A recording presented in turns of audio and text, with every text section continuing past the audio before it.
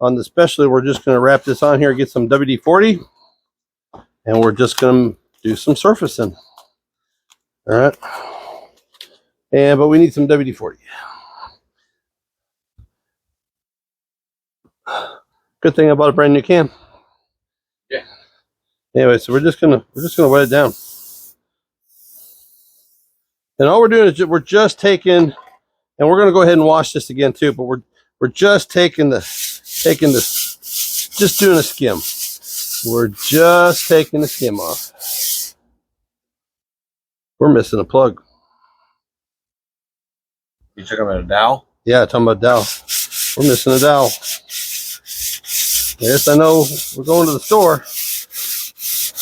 don't think they do dowel pin. They only have dowel pins down there. No, looks like I might be ordering something online.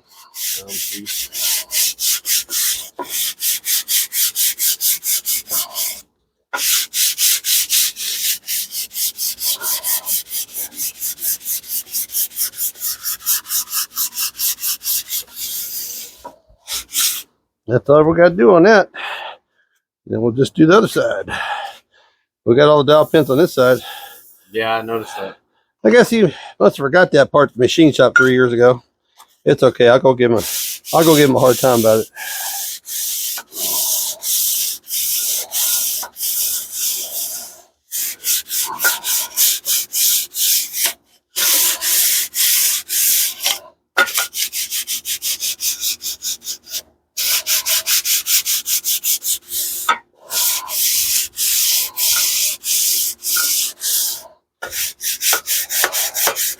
Even the vat at a really good machine shop can get some of the stuff off, but not all the stuff off, and that's just leftovers. But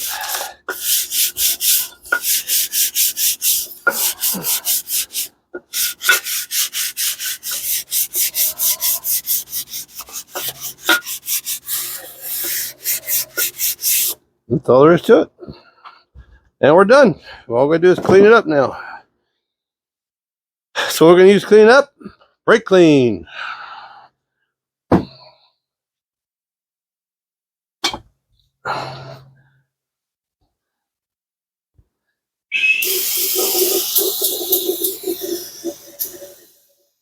And you don't have to be scared about using this. It ain't going to hurt nothing. It ain't going to hurt those bearings that's in there. It's just going to get, and I just want to make sure and get all the little bits of grit.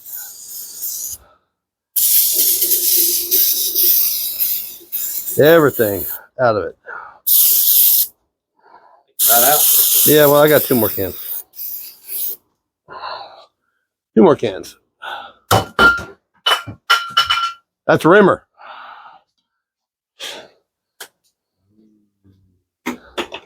That's a rimmer. That was a rimmer. Shiny. Yep. Yep. Just a little bit of, you know, this is just some of that kind of stuff you can do to save yourself a little bit of money. Because money not spent here can be money spent other places. All right. I'm going to go do down those oils. Make sure I get all that grit. And then we're going to flip it over. And we're going to do it again.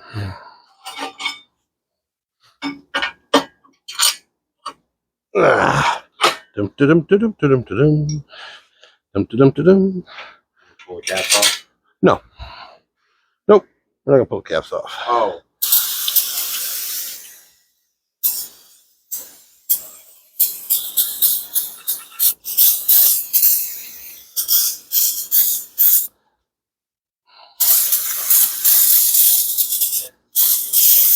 Well, you know what? Actually, we could do that here too. I was saying pull the caps in. No. You don't want to do anything where that's a machined surface mated per each cap. You don't want to get in there and do any of that inside. So we can't. You don't know. Inside here? Nope. You leave it alone. Yep. Leave it alone.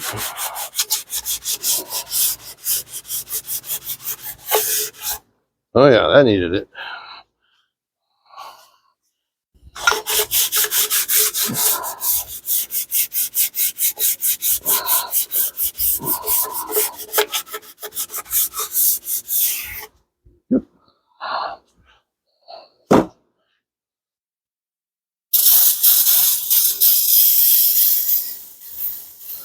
Next can.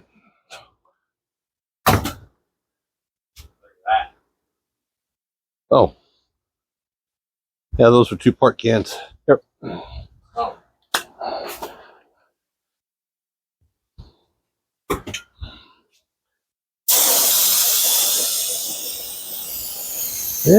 Yep. Taking the paint off too. Yeah, I need to repaint it anyway, so. Ooh, it's color good that way. Spray down there in them holes. Maybe you'll let me HVLP it. Go paint gun and Set up a paint gun, huh? set a paint gun and go 2-part kit. That's a little bit fancy schmancy for me. I know you're the king of the rattle can, but you can't beat. You know, you can't beat them like a gun comes out. All right, you say so. Anyways. So, all right. And everybody on the internet, don't holler at me because, you know, I know I'm using paper towels and that can leave residue. And it does it occasionally, you know, if you catch it. But we're just doing surface. That's all we're doing. We're just soaking up brake clean. That's all we're doing. All right. Yep, let's take the paint off. Yep. All right, spray her out. All through all them little holes and shit.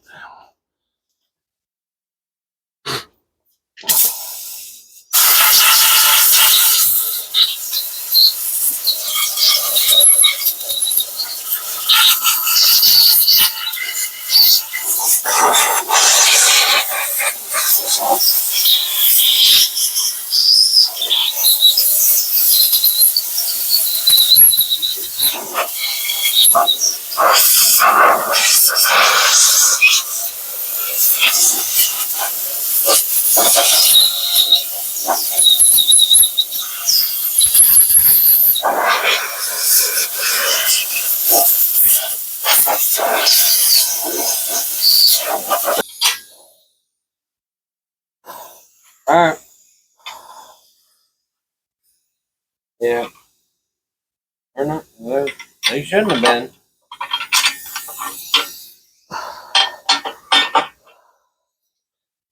Alright. Alright. Love you.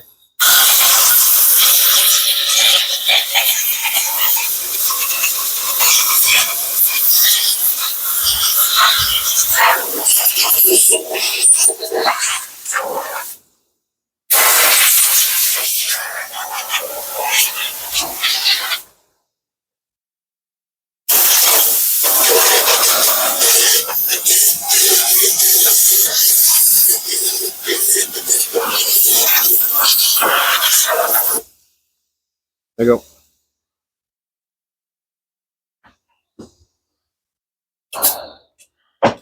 All right, so we got our surfaces done, and we're gonna douse this down with WD-40 one more time. But she's ready to go. We got the oil holes opened up, all the grit washed off. Throw some WD-40 on it. All right.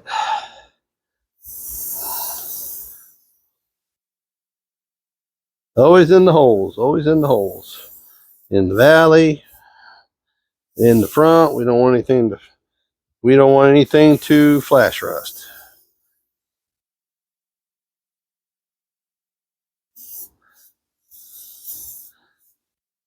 That's it. And we're ready to start assembling. Today, we're going to install a crankshaft. This is the box we're going to do. That's the crankshaft we're going to use. These are the bearings we're going to use, and these are standards because it's a standard crank. And I'm going to show you how to take those, put them in here, use a plastic gauge to make sure that all the tolerances are good, and install a crankshaft. So let's get started. First things first is we got to get all these off. And one thing you don't do is you do not move these around. They are specifically made up for where they go. So these are just finger tied in. So we're going to pull these rod caps off, wipe some things down, and get started.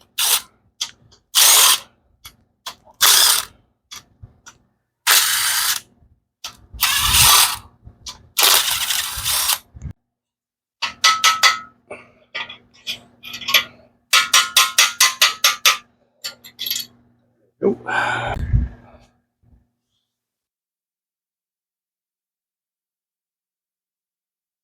You want to wipe everything dry for your surfaces. Make sure there's nothing in there, okay? So now we're good to go with that.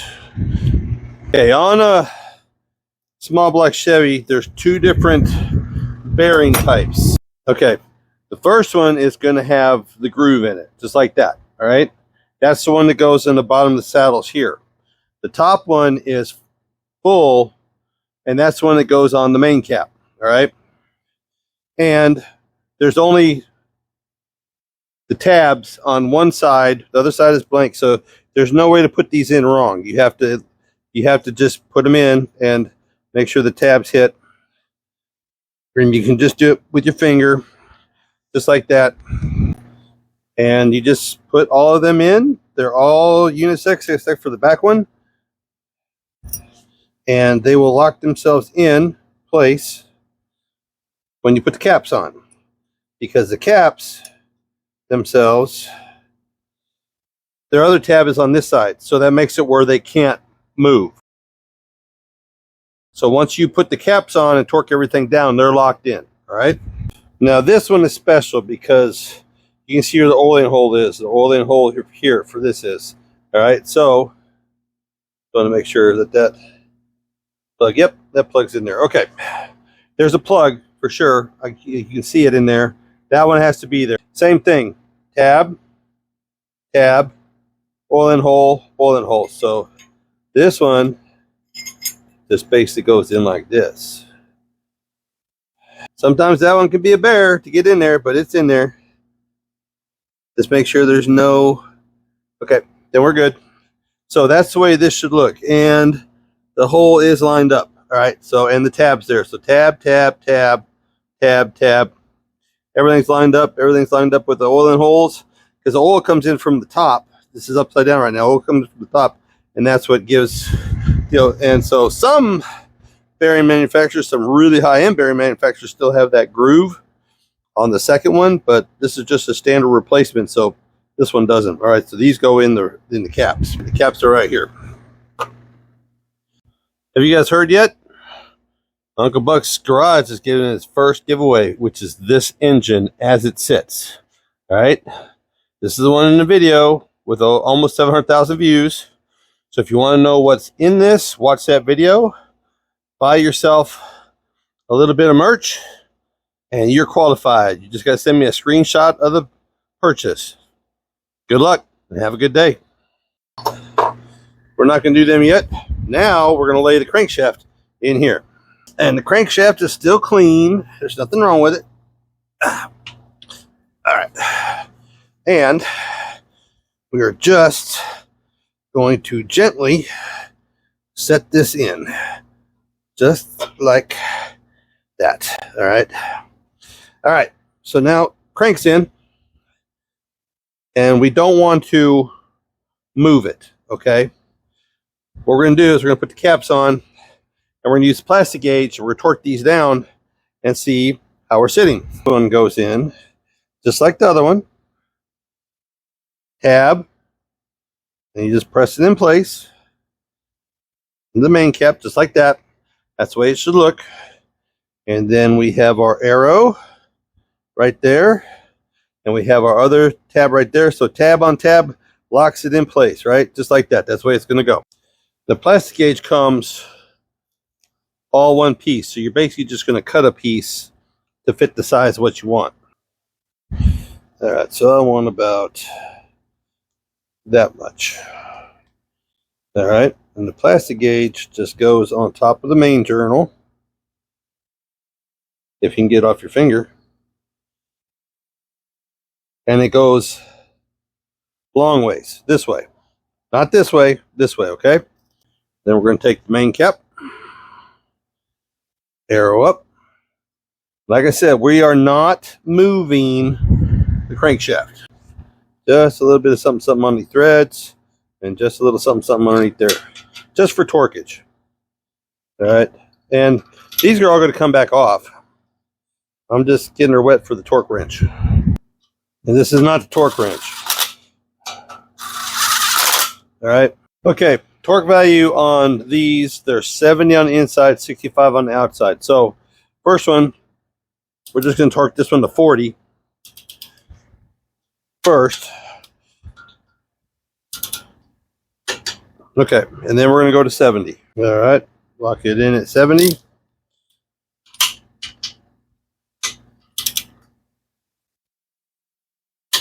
Okay. All right. We're at 70. Now we can take it off. Let's see where we're sitting. I mean, it's that simple, guys. I mean, it's just really that simple. All right, but we're going to do that on all of these, okay? Pull this back off. And there's my plastic gauge. And here's my plastic gauge. See it? All right. Okay, you see it? All right, and we're going to go right here. And right now it's about at 3 thousandths. Okay. So that's the clearance of this lobe at 3 thousandths. All right. According to the plastic gauge. Okay, so we're sitting at 3 thousandths, between 2 thousandths and 3 thousandths, which I'm going to say is 3 thousandths. Okay. So, and by the book, it should be on a brand new engine with everything done, it should be at 2.5 thousandths. And as far as I'm concerned, since we did polish this a little bit and took a little bit off of it, then I would say that we are dead on the money. And just clean the plastic gauge off the bearing. Because you don't want that in between. And let me see, I want to turn this a little bit. Just like about right here so I can get to it. We'll do these two at the same time. We'll put one on here. Just like that. Here. Oh, got bent. Don't want bent. We want straight. We want straight. As straight as you can get it on the surface, okay? Bearing in the hole, right like this, tab, and just push it home. See? Number 2. And this is going in place just like this. All right? And arrow right there, number 3. Tab to tab. All right? Tab, tab. It will lock itself in. All right. And we're not moving anything. All right? A good old favorite. We're just going to do a little super lube around here, just right here. Just to give it a little bit for the torquage.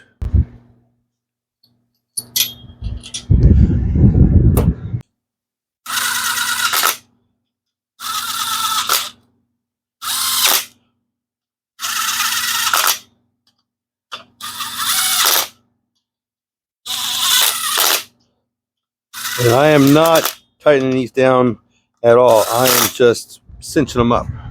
It's the torque, the impact is on a very light setting. So we're back down to 40 on the torque wrench.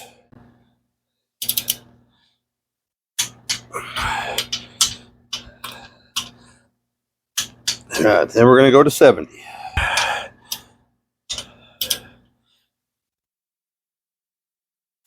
All right, then back down to 65 for the outside. Doing the outside's a lot easier than the inside because the saddle actually draws it down on the 70. So 65 here is easy to hit. Okay. Okay. Bolts and bolts. There we go. All right, this one looks even better. See, that's what it should look like. Yep. This one is dead on 3 thousandths again. Yep. Okay, that one's good. Again, 2.5 is brand new, and a 0.5 thousandths because of the polishing. I'm happy. Take a look at this one. Yep. 3,000s. All right. We're doing pretty good so far. All right. So let's spin this one so we can get up here where we got access the best, which is probably going to be about right here. That's going to be about the best right there because I got full access and full access for here and here. All right. So we're doing good. All right, plastic gauge is in place, and we're going to go back to 40 to begin with. Again, same process every time, over and over and over again. This is how it's done. Again, as you're doing this, this does not move while you're doing this because you got the piece of the plastic gauge up at 12 o'clock. You don't want that smeared. You don't want this crankshaft moving while you're doing this, okay? All right, all done. Let's see how we did on these last two.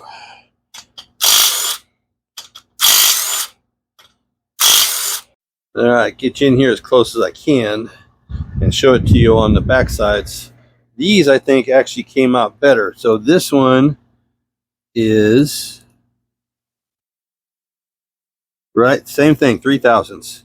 And this one is actually a little tighter. This one is about 2,000s, which is a little tight, but it might just be the squish because that big bearing right there, that's got a lot of meat to it. So I'm not unhappy. So we verified that all the mains on this are good to go. So we'll just lift this big heavy bear out. Just like that. We're going to set it up here on the toolbox because I need to clean plastic gauge off of these journals. It just leaves a residue, and you just scrape it off with your fingernail. You just scrape it off with your fingernail. You're not going to hurt that bearing. You're just going to get that material off because you don't want it interfering with the fit. And as you can see, it just scrapes off just with your nail. And then you take a little rag and you wipe it off and make sure all the residue is gone.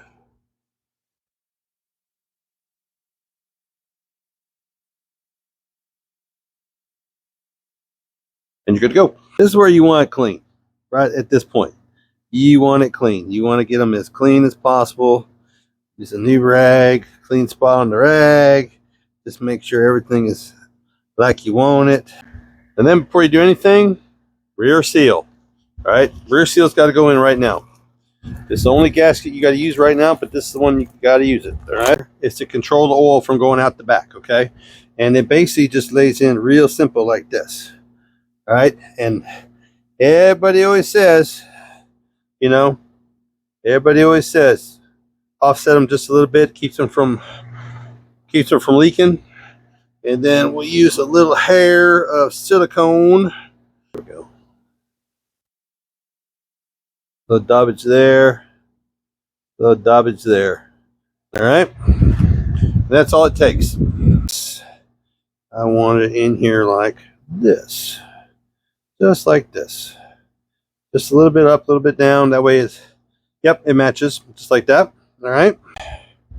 We are just going to take a capful of engine oil. This is 530. We're just going to make sure that them bearings are nice and wet. We set this in and put a little bit on this rear seal. All right. Now that we got the bottom side done and the crank cleaned, we're going to set her back in. Nice and easy. Nice and easy.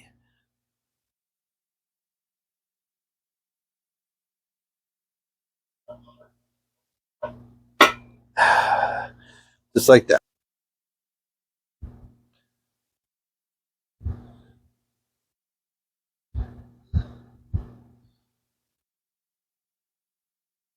All right. Then the main bearing, the rear main bearing.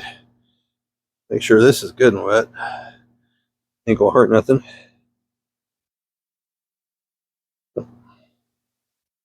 And then make sure and give that a little bit of goo. Yep.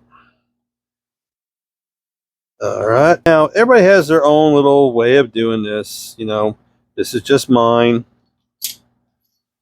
You know, this is just for the torque reading. And now we ain't worried about getting it wet. We can do everything we need to do on it.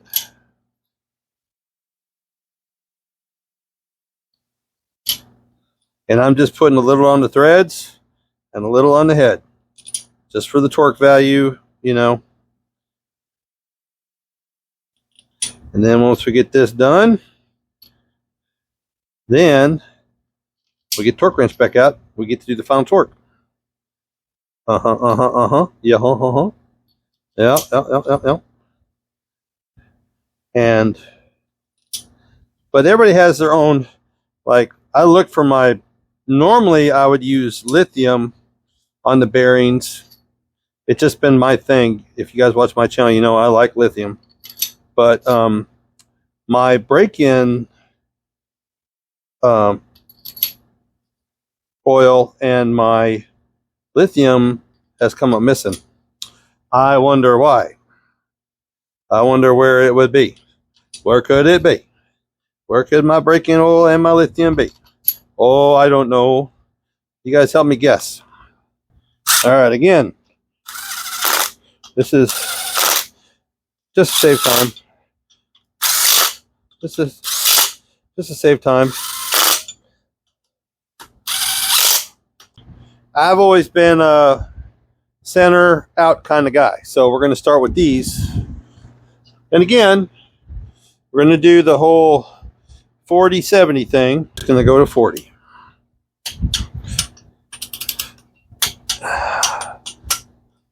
Crisscrossing.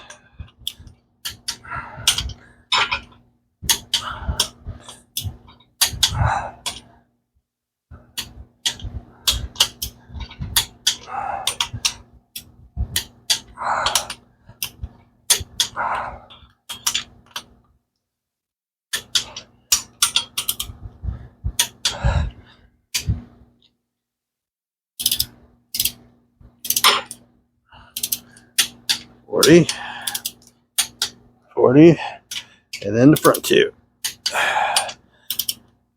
All right, now we've done the first one. Now, if you want to test it a little bit, see how nice it is.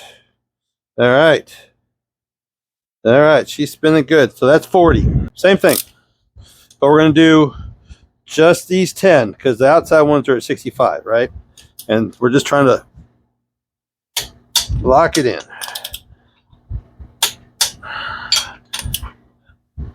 $70. All right. Then we got to back it off 5 pounds and do the outside 6. And we'll keep with what we're doing.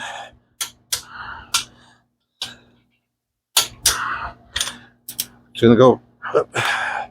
Gonna go round robin.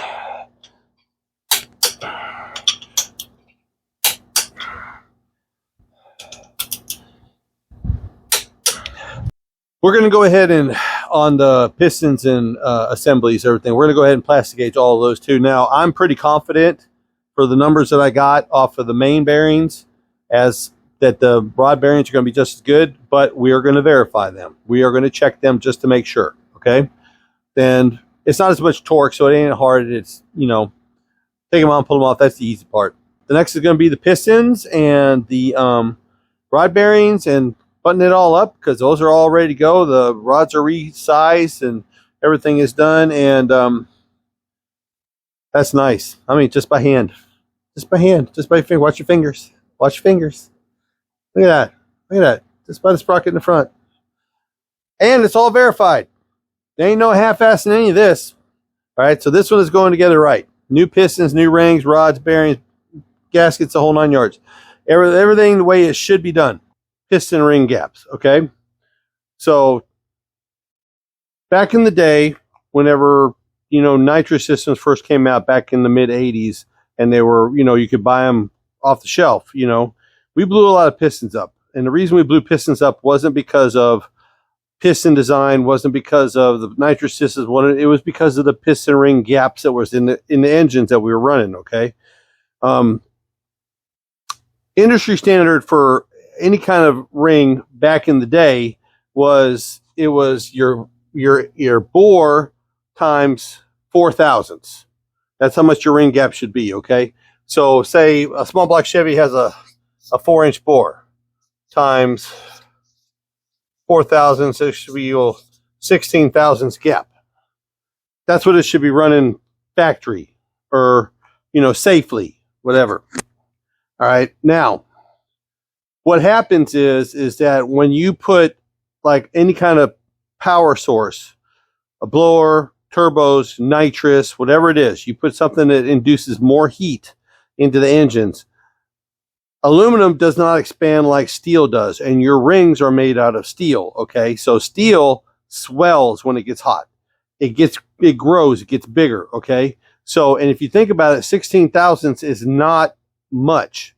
It's about 3 sheets of paper. Okay, that's how much gap that they put them in to make them tight, so that they don't, you know, it was just, they were designed back in the day to be tight. Okay, the newer ones, the new pistons are designed to be looser.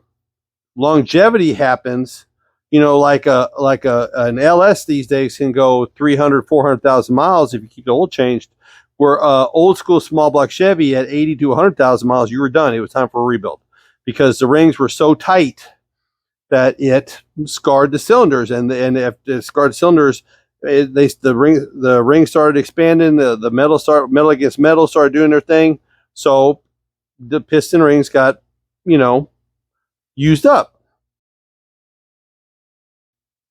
Now, when it comes to, like, if you want to do, now this is not a bad start for a naturally aspirated. Okay, this is actually probably a little looser than factory probably was back in the day, if I'm remember correctly. I think there was 10 thousandths, 11 thousandths, something like that. Okay, so 16 thousandths is a good start. You introduce nitrous into the whole mix, that ain't even close to enough.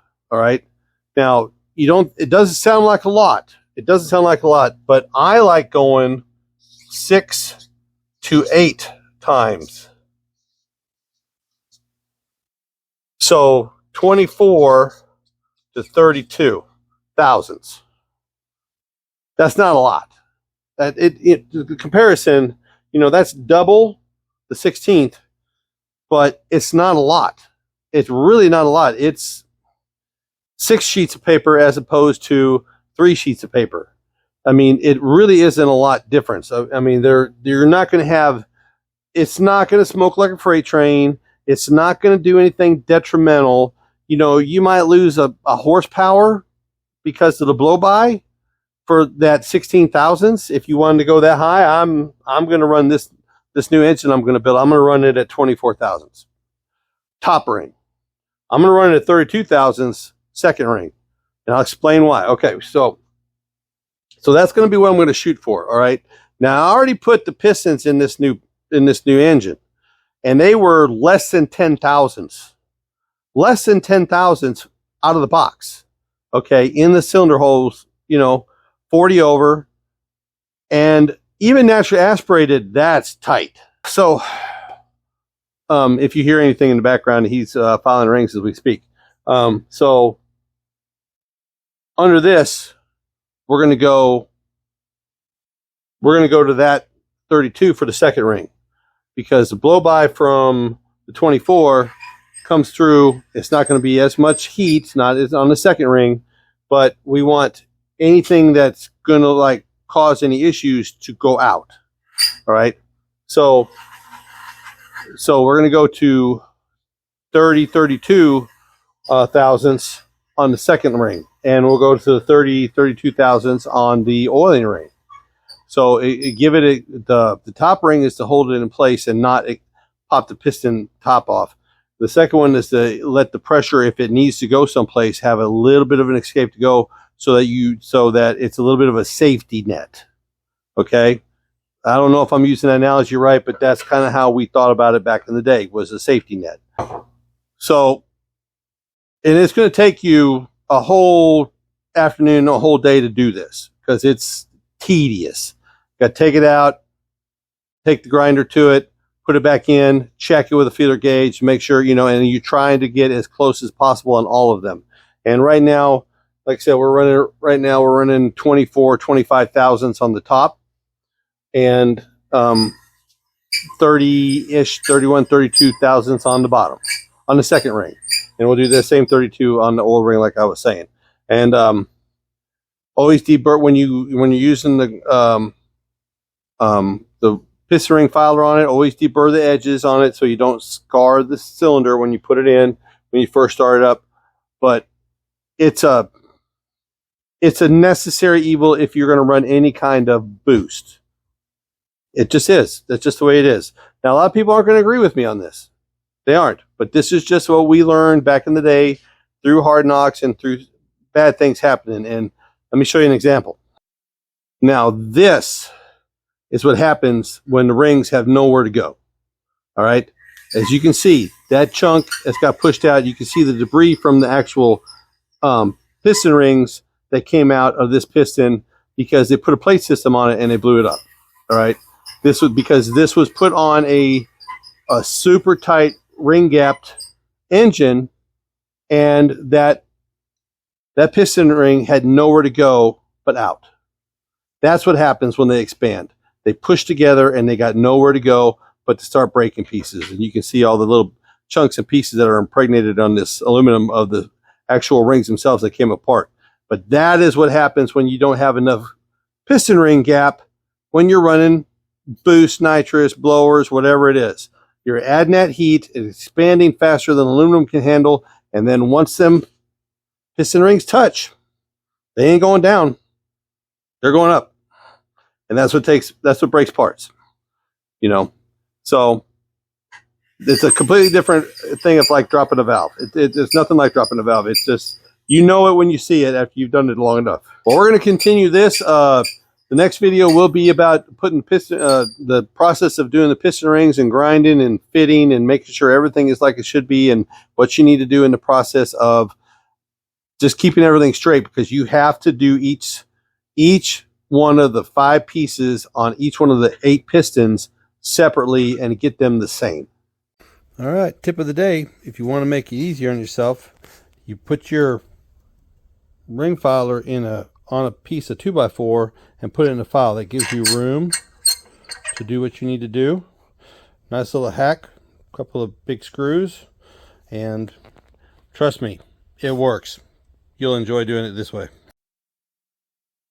Okay, now all of them have been done. The tops are all at 24, 25 thousandths. The bottoms are all at 31, 32 thousandths. All right. Second, and these are all done too. So what you do, you just take your time.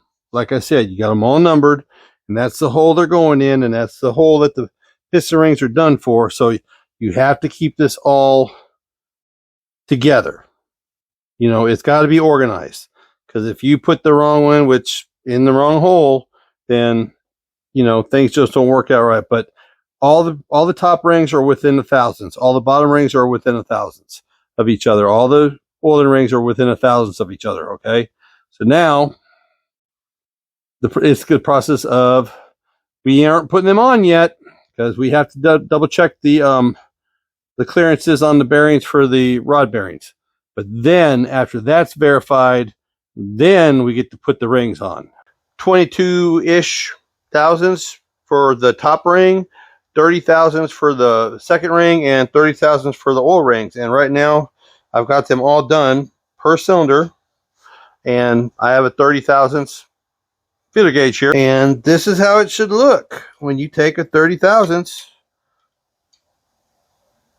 and it should fit right in there. Oop, and I just dropped it. And they're all that way, top and bottom, both rings. All right, is I want you to number all of them, 1 through 8, and I want you to lay all your rings out, top, bottom, scrapers. All right, I want you to lay them all out like this.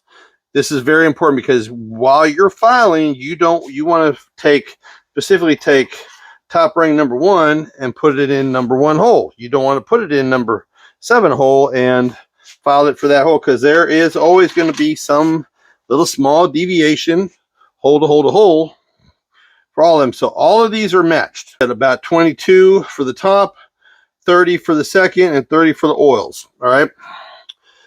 Now, and also on the pistons, I also numbered them on the top too. So this is the most important thing, is keeping it straight. All right.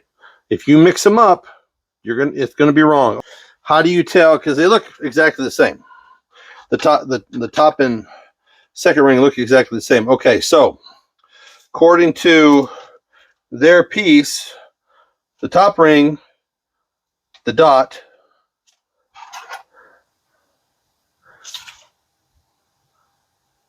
see the dot? The dot, all right? And then that means on the inside is where the bevel is. And that's where it is. The inside's on the bevel, so this is the top ring, right? The second ring has the dot and the bevel's underneath. So we find the dot.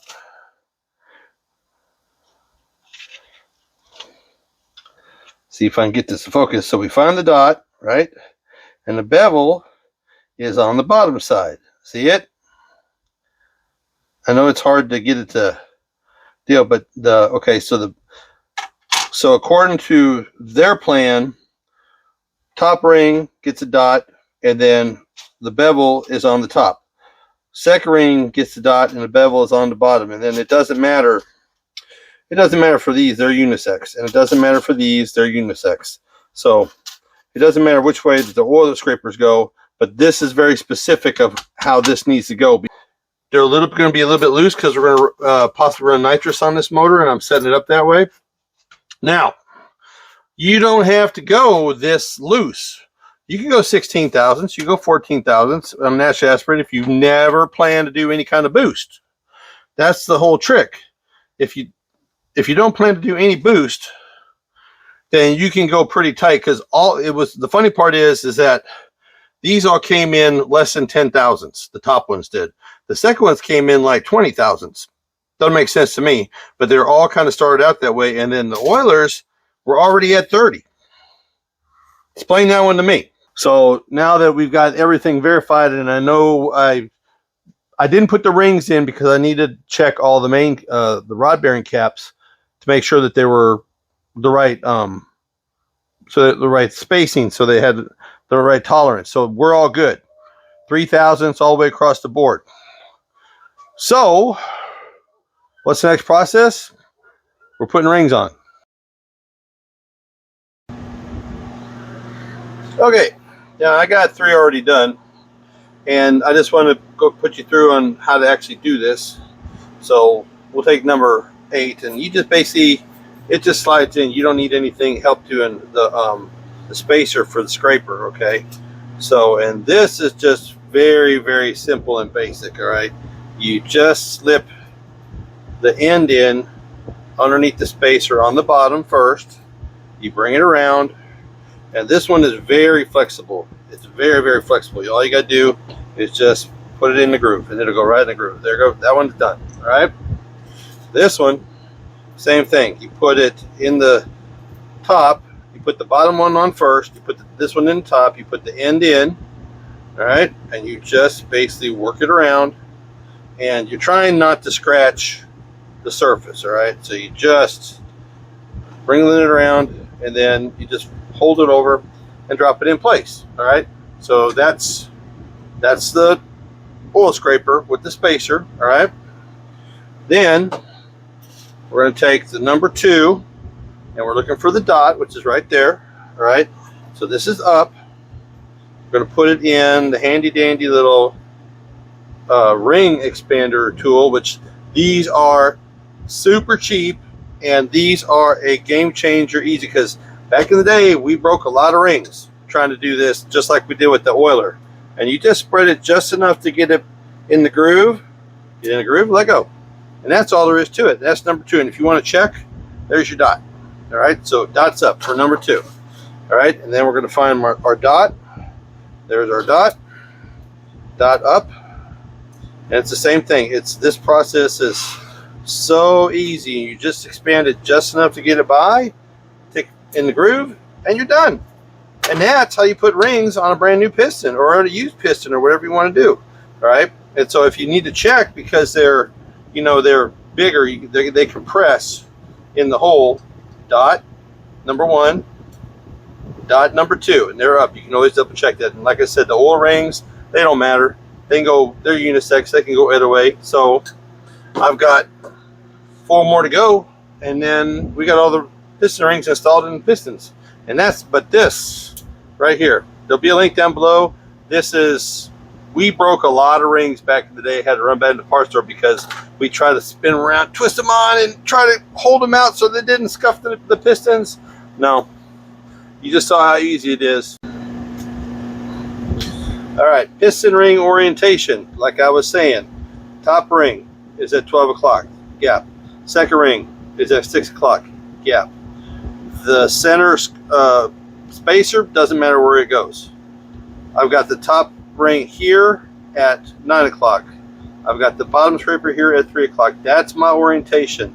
Top 12, second 6, top 9, bottom 3. That's how I orientate my rings. And then that's when you put this on with the oil. We're going to put oil on it, and it's going to get messy. We'll do it over the engine, but that's the orientation that I've used, and it's tried and true, and it's always treated me good. Okay, done with this one.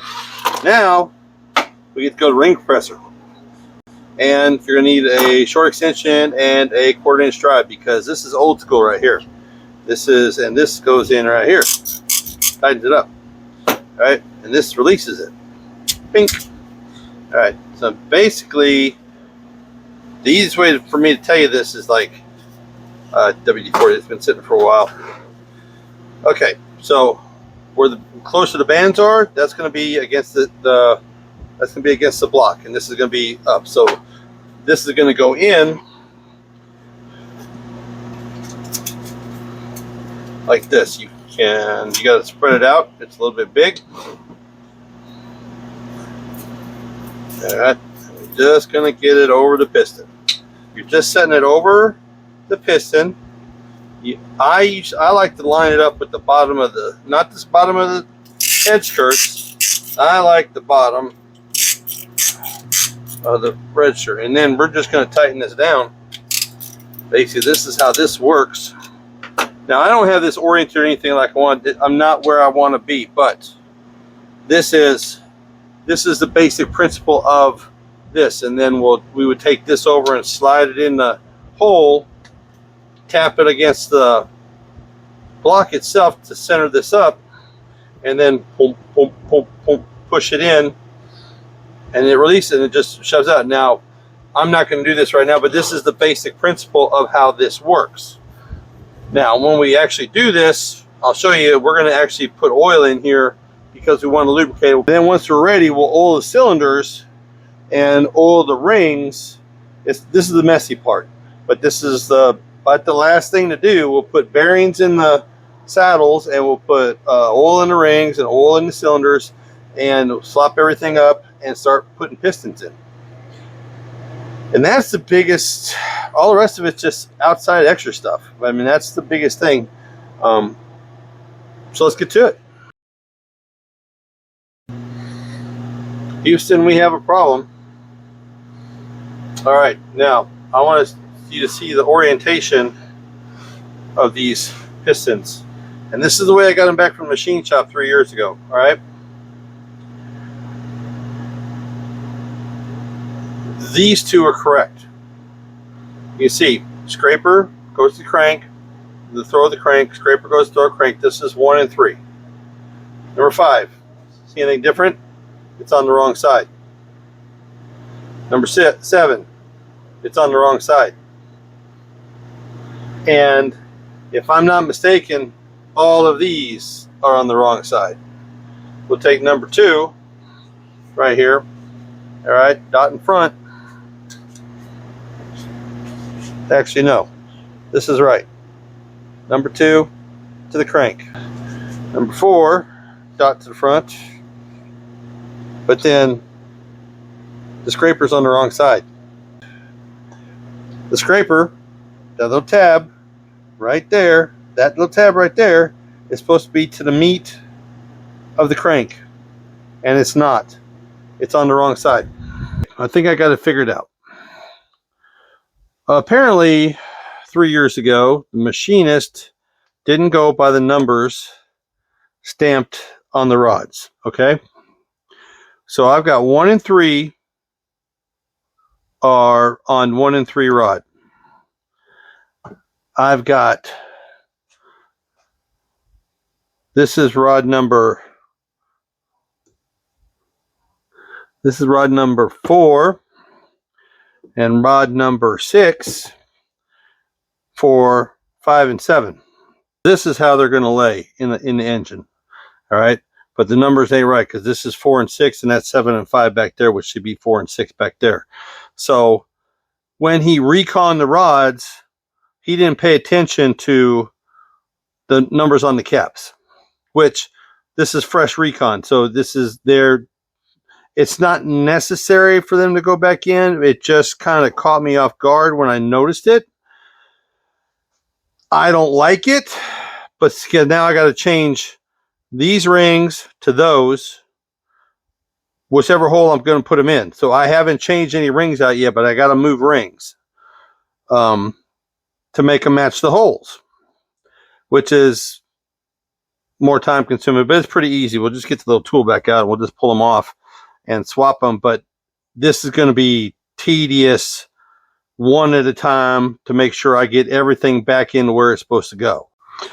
Okay, called the machine shop and she verified that it doesn't really matter what the numbers on the rod stamped on the rod is, because they've all been reconditioned and resized. Then it doesn't really matter what the stamping is. So he actually did give me everything oriented the correct way. It's just not according to the number on the caps. All right, new 4, new 6, new 5, new 7. Okay, I got the situation with everything straightened out, as you can see. I got it figured out. So now we're going to need to do the assemblies, trying to get them off. All right. So I want to keep that oriented for the rod. And again, this is another one of those, do it one at a time. I'm going to wipe out the rod cap and the rod. We're going to run and then we're going to get a bearing. And yep, as you can see, they're standards. All right, so it's pretty simple. They're identical, top and bottom, so there isn't any difference in them. And you just basically press them in place. Keeper, and just press them in. Keeper, and you just get them where they need to go. Sometimes you gotta wiggle them a little bit, or take them back out because they're not working for you. There we go. All right. And also, I need to get out my old school Michigan engine bearings. That's right. And you know what these are? You guys know what these are? These are protectors for the threads for your crank. A lot of people just use old rubber hose and everything. I've had these forever. They're dirty and they're old, but they work and they're handy. All right. So, as you can tell, they are old. All right. So that makes it where you can put it over the crank without trying to have a chance of scarring the crank. All right. And then that one's gone. We're done with that. All right. And then, so now we need to move over the engine. And with my ring compressor, my old school ring compressor, and my ratchet, and I got my rings, and I got my squirt bottle already ready to go. Okay, first thing I need to do is I need to wet that cylinder. And we're going to be reusing this stuff all the time, so we're just going to put this here. Going to put this here. I need to wipe my hands off. Make sure I'm clean. Alright, we're going to put a little bit of oil in the cylinder, and we're just going to smoosh it around. Alright. And we're going to take the rod and piston assembly. Remember, dot to the front. We're going 12 o'clock. I'm just double checking my ring. We're ready to go. Now, we need to just get some oil in this thing. And you can do this. I prefer to do this above. Alright. I prefer to do this above the engine so that whatever drips onto the engine, which makes it even better. Alright. Then we're going to slip this over. Top like this. Alright. Like I said, I like to do it to the bottom of the deal right there. Then we're going to tie this down. Oops, wrong way.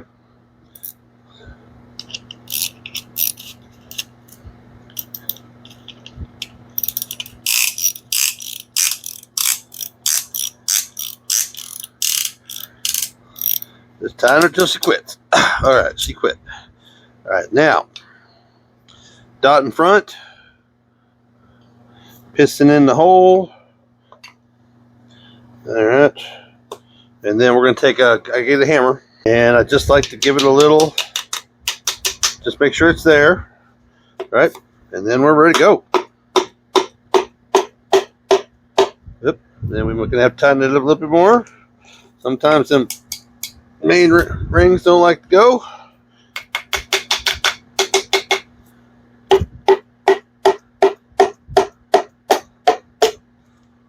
And that's all there is to it.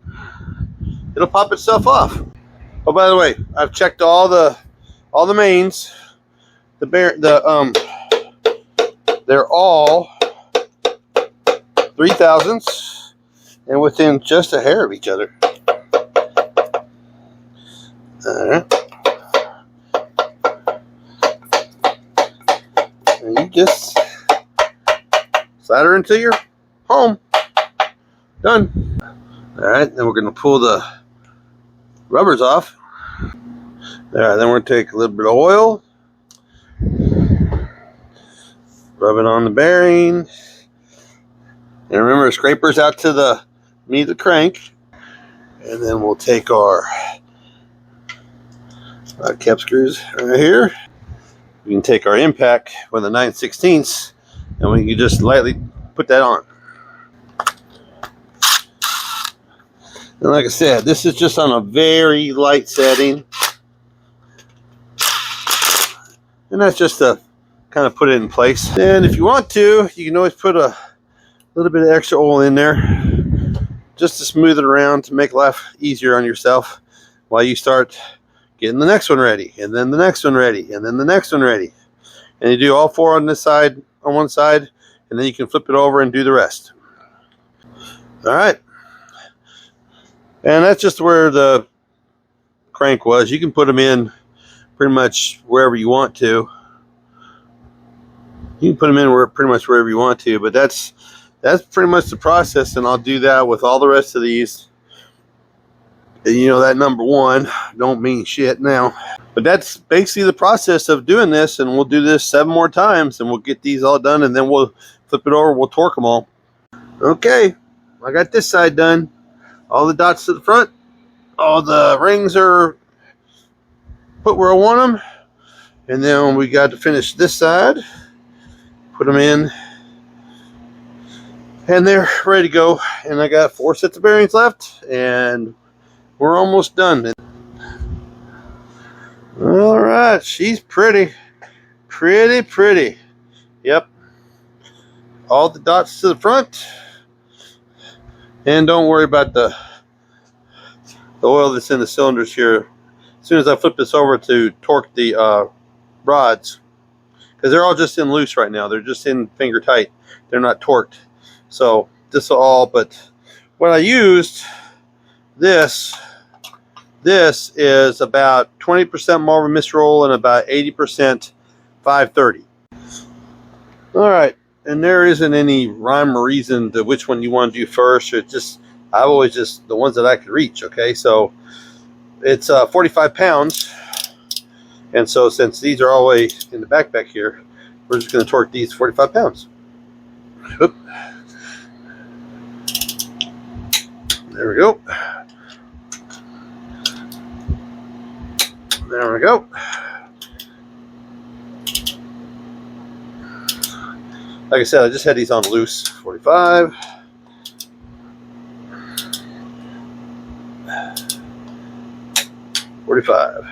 Now let's go back and just double check.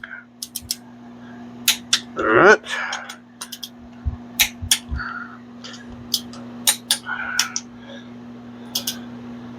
All right, then we'll give her a little spin.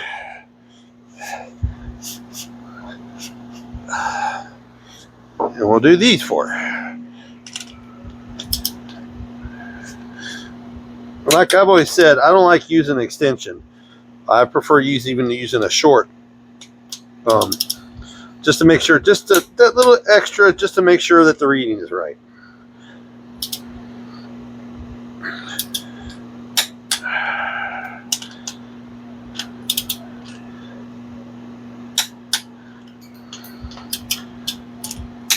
Yep.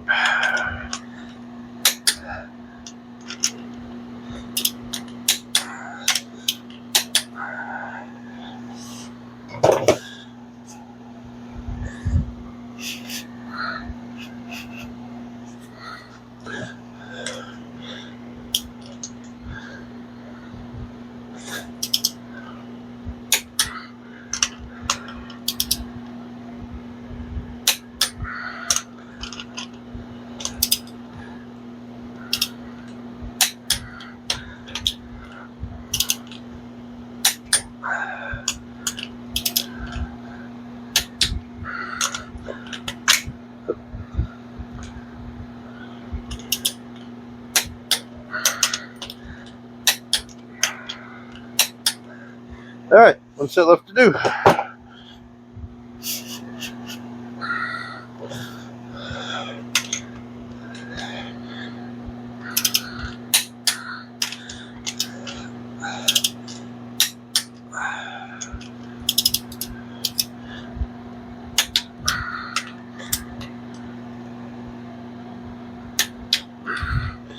All right, then double check.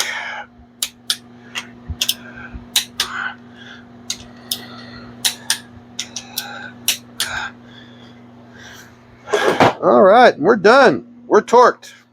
Bottom end is finished. Well, except for the oil pump. We're going to do it with a couple of parts here. We're going to do it with a milling oil pump, with a milling pickup tube, part number 55HV or 55S1, and part number 55E, IS55E, which is the drive shaft for the oil pump. It's all in one, metal, pinned, won't give, gets rid of that piece of, well, not very good nylon that comes in the like a gasket set. So that's a kit, and this is actually a kit off of Amazon. I bought it all in one, and the link will be down below for this kit. But what we're gonna do, I'm gonna do a little experiment, okay? Because as you know, these things, you know, bolts on, pickup tube, you know, it doesn't like to fit. It doesn't like to go in, you know, it's designed to be a press fit, okay? So what we're gonna do, I'm gonna take this and I'm gonna put it in the freezer. And I'm gonna take this, the oven is heating right now, I'm gonna take this top cover off and I'm gonna put this in the oven, expand it up to about 400 degrees and see if we can get this to shrink and this to swell and see if we can get to fit. Oops, and we'll just drop stuff along the way. But there we go. We're gonna try to see if we can get this done. And all you gotta do is wrap it in a little towel, put it in a vise, and of course, it's not standard, it's a 10 millimeter, and they're not really in there. See, this is just very simple. Just a 10 millimeter. And the bolts are actually very long, compared to, you know, it doesn't really matter where you put them back in at, as long as you get them out. And then it just comes right off like that. And it's already got oils inside of it and stuff. All right. Want to get it dry for the wife. All right. And if you ever never been in a deal, these actually pull out. See, they're just kind of in there, and that the oil comes in here through the pickup tube, comes in here, goes down in this hole right here, and gets squished, and that's where the pressure comes that pushes it out. It's just a press fit, and you can see it's not like a gear. It's got a little space in it, and that's where your pressure comes from. And some guys will pull these out and draw and drill little holes in the center of this gear, and so it oils the shaft, but it's sitting in oil all the time. I never saw the need for that, but then we'll just remember USA to the top. And let's go warm this up and see if she expands a little bit.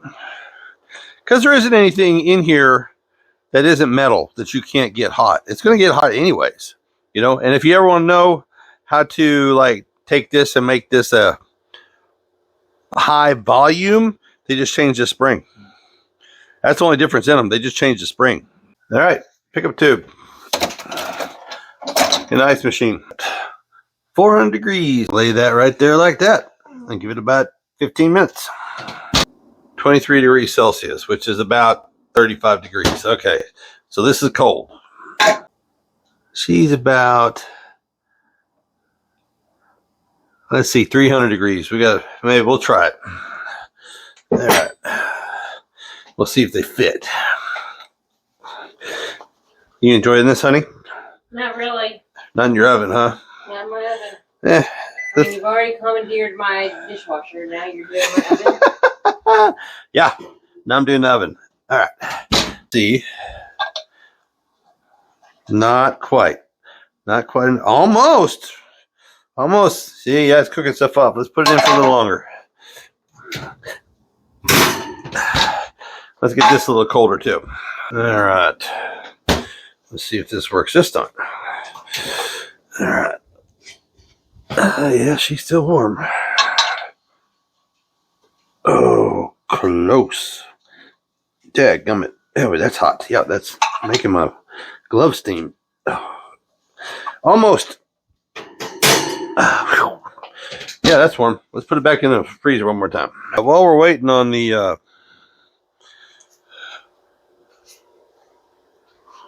everything to warm up and cool down, we're going to go ahead and put the oil filter adapter on. And I always like to put these with the valve on the backside and this part towards the engine.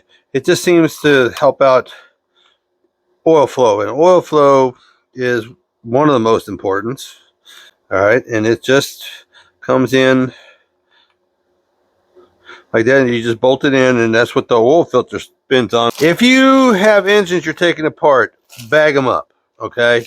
Because these things are expensive to buy. You know, every penny saved is a penny earned. And I'm sure there's some purist dude out there that's like, you got to do a certain amount of torque on that. Well, we ain't doing all that. We're just tying it down till she stops. Because it's, I've never seen one of these bolts back out. Never seen it. Doesn't happen. All right. That part's done. Oil pump this together. All right. And she takes a stud here. And it's got to torque it, that stud too. But the main thing I want to show you is the metallic rod. This is miles ahead of that. This metal, you know, replaces the nylon shaft that goes onto here. Right? So it just slides on, slides off. But the main thing is like that once you put this in the hole down here, like this, and you put her on the studs,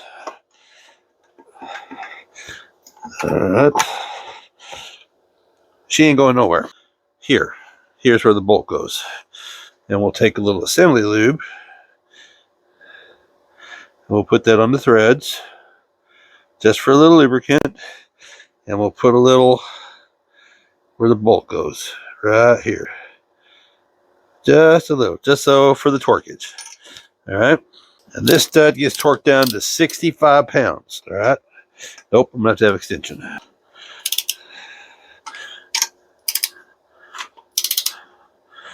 All right. Put your foot on the bottom of the deal because it's going to try to move. There we go. 65 pounds. Boom. Done. It's still a little warm. But once this cools up, this will move barely, but it's pretty much where you want to set it. Now, I'll show you what we're going to do with the pan real quick while it's warm and while it's willing to move. We're going to kick that up like that, and we're going to slide it in place and see how it's hanging. We're just going to press it down like this. No gaskets. We're just going to press it down, all right? So now that pickup is against the bottom of this pan right now, okay? All right, so we together on this, aboard on this. All right, now the gasket is about a 1/16 of an inch, but we want a little bit more than that. So we're going to take this and move this down a little bit so the pickup is sitting right. I'm just going to use something stable here as a measurement, and I'm just going to pop it 1/8 of an inch, just like that. All right, I'm going to let that sit and cool. All right, so that'll be about 3/16 of an inch here for the pickup tube for the oil. So we'll let everything cool off and everything set, and then we'll probably just take the welder and just give it a zap, put a cover over the cardboard and just give it a zap to hold it in place. If not, if it isn't like solid, because right now it's pretty solid. I had to tap it pretty hard to get to move. So that's how you do that. Just use an edge and just measure it, move it about 1/8 of an inch. Okay. Now all I did to get where I want to go is I took my Felpro gasket and I lined it up with the holes, and I took a marker and I marked where the gasket lays, right? So that gives me my outline of what I want to cut out. 882s, which I like 882s because they're heavy castings and they tend not to crack, and they're one of the better out of the box flowing if you do a little bit of work, okay? For a 70 smog head, all right? And that's what we're going to. So this is what I have to work with, and this is what we're going to do. So this is the materials we're going to be taking out. Now this is the other one, the other 882, and I've already done the work. I still probably need to do a little bit of finish work down about right there. It's a little bit wide on the bottom, but other than that, that's pretty close. And I did the same thing. You can still see the silver paint around the edges. All right, there's a couple things you're going to need. First thing is cover your head. If you're bald like me, this thing throws out chips at a monstrous rate, and they're hot when they come off. Eye protection, always eye protection. Build down. Hearing protection, always hearing protection, because this thing is monstrously loud, okay? Long sleeves, because the chips, they land on your skin, they burn, all right? And last but not least, I like to have a table to be able to use as a steady while I'm grinding this out and burning this in. And I'll use probably 3 different deals. This one is the largest one. This one is a little bit smaller for around the corners. And this one is designed really good for getting in those corner bits to get that shape that you're looking for. All right, so let's get some gloves on and we'll get started.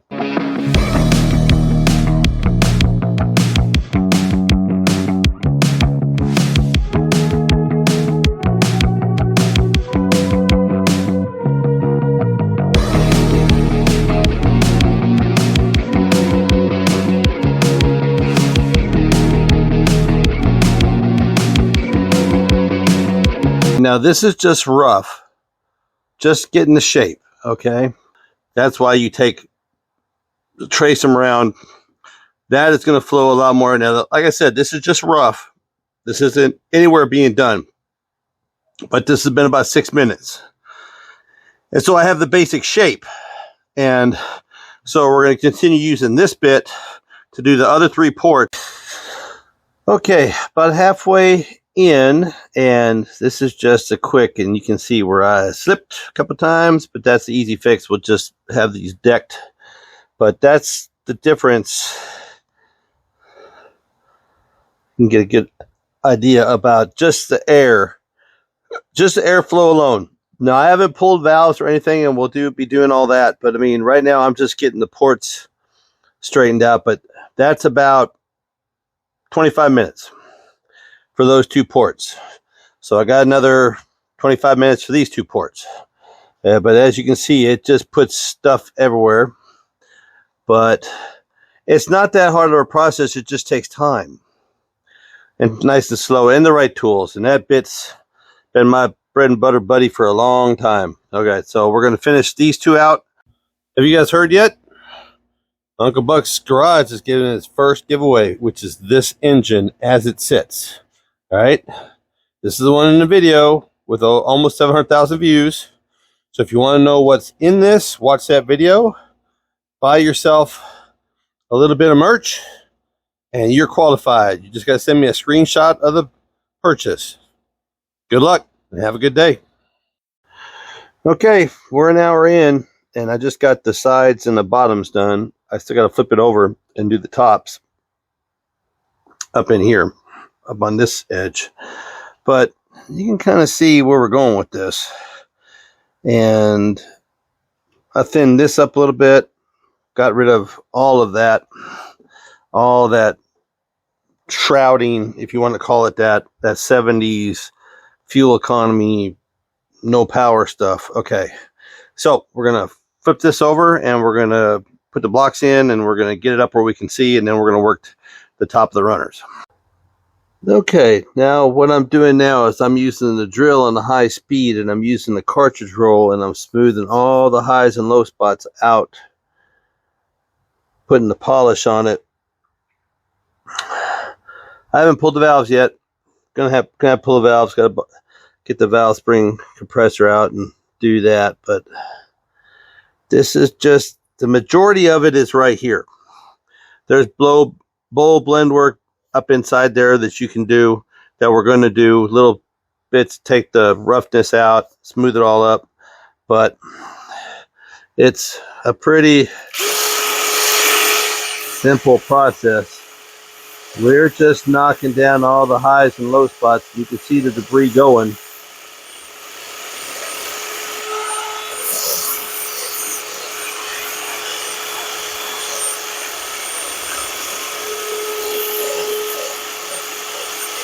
And that's all we're doing. Now we're making it pretty. Now we're just making all them runners pretty. Okay, I've been at it for about 4 hours, and I just wanted to go over a couple things so that you guys know and can do this for yourselves. Okay, now, the meat, the chunk of it to get the shape that you want, that's what you're going to use your die grinder for, okay? Then, after you're pretty happy with where it's at, that's when you start going, and I use a drill, and that's when I start polishing, because these cartridge rolls don't like 30,000 RPMs. They'll come apart, okay? It'll polish it really fast, but they'll come apart, and you'll go through dozens of them before you get the job done. I've used 4 of this type. This is, it's small on the bottom and large on the end, and it's used for getting in the corners. You can really do the fine eye work. But you can't get that nice, like on your, because you got to have something a little smaller, right? To fit the corners, to make the corners look right, to make the corners right size. So that's why, like a polishing kit comes with 2 different kinds.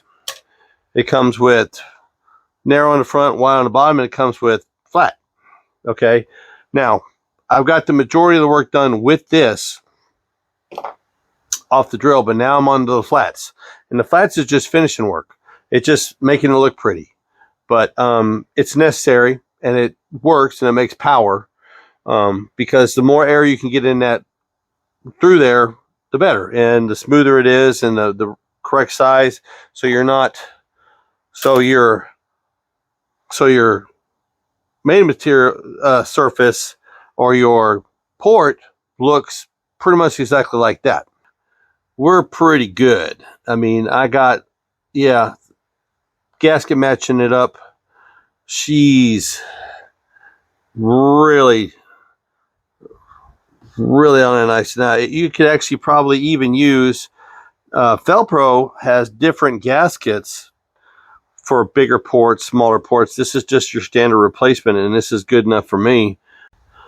And this gives you an idea of what it can look like after a couple hours, or well, about 4 hours worth of work. But that's light years ahead of what it was, smog heads. This is not hard to do. You just got to take your time. Just remember, you take the chunk out with the die grinder, and then you finish it up with the drill, and that way you're not removing too much material. And as you can see, she's pretty much going to suck as much air as she possibly could. I mean, I'm sure there's guys out there that have the guru and the zen to it that know how to do stuff like this, but for a home job, it doesn't get any better than that. Plus, like I said, they're 882s, which means they're heavy, which they're the heavy casting, which they're less prone to crack. Plus, 882s have hardened exhaust valve seats already in them from the factory, so you ain't got to worry about that with race fuel or unleaded gas. You ain't got to worry about the exhaust seats eroding on you over time. So that's, I like 882s. Do a little bit of work, they flow really good. Hardened exhaust seats, you're good to go. It's going to be an afternoon's worth of work, and I've been at it for about 4 hours, and I got the runners done, but I don't have the bowls done. First thing you're going to do is you're going to number all of the valves. All right, we're going to tear these apart so we can get to finish porting the exhaust ports and the intake runners. But the first thing you want to do is you want to mark them all, and they're all going to go on this surface, lined up where they need to go, so nothing gets straightened away. So those numbers will be on the bottom for the numbers that's on the heads. Okay, keep it straight, one thing at a time. Take your time, and this will work out really good. First thing we're going to do is we're going to get this up and around. We're going to take a piece of wood, put it up underneath there. That way we got nice area to work with. This is your tool. This is your valve spring compressor. And the way this works is that this part goes up against the back side of the valve like this. And then this part goes over the cup, right? And then you take the trigger and you compress.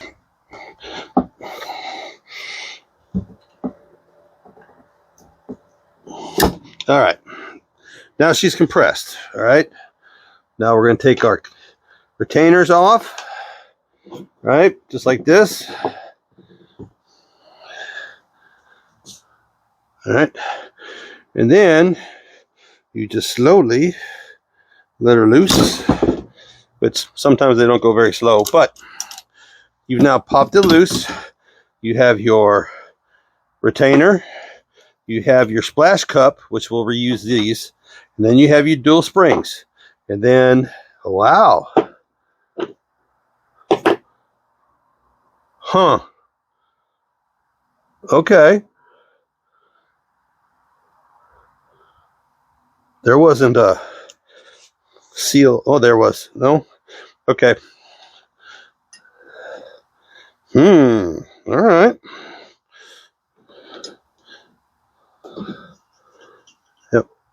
Yep, those guys are pretty good. Let me explain what's going on. Okay, so this is your valve seal right here, right? This part right here.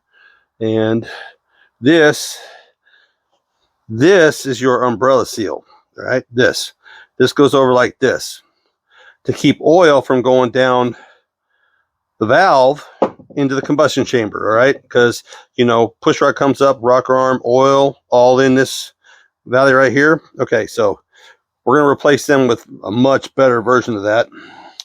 You have your dual springs, right? You have the valve, which actually doesn't look that bad. That's an exhaust valve. You have your keepers. That's what goes in here. But the thing is, this valve should have had a rubber seal right here, and it didn't. That's not good. I'm wondering if any of them have them on them. We got, you know, 15 more to go. That's not a good sign. All right. Somebody kind of, if this has ever been done before, somebody kind of missed a mark on that for not putting that seal on. But we're going to put that seal on, and we're going to reuse. These are basically just shrouds that go like this over the spring and help control oil consumption again through the guide. So we might actually reuse them, but we're going to put all new hardware, all springs, everything through here, because they don't look too bad. They're old, but we're putting a little bit of a higher lift cam than this looks like it was used for. So yeah, we're going to replace all this. I don't trust any of this because I don't know where it came from.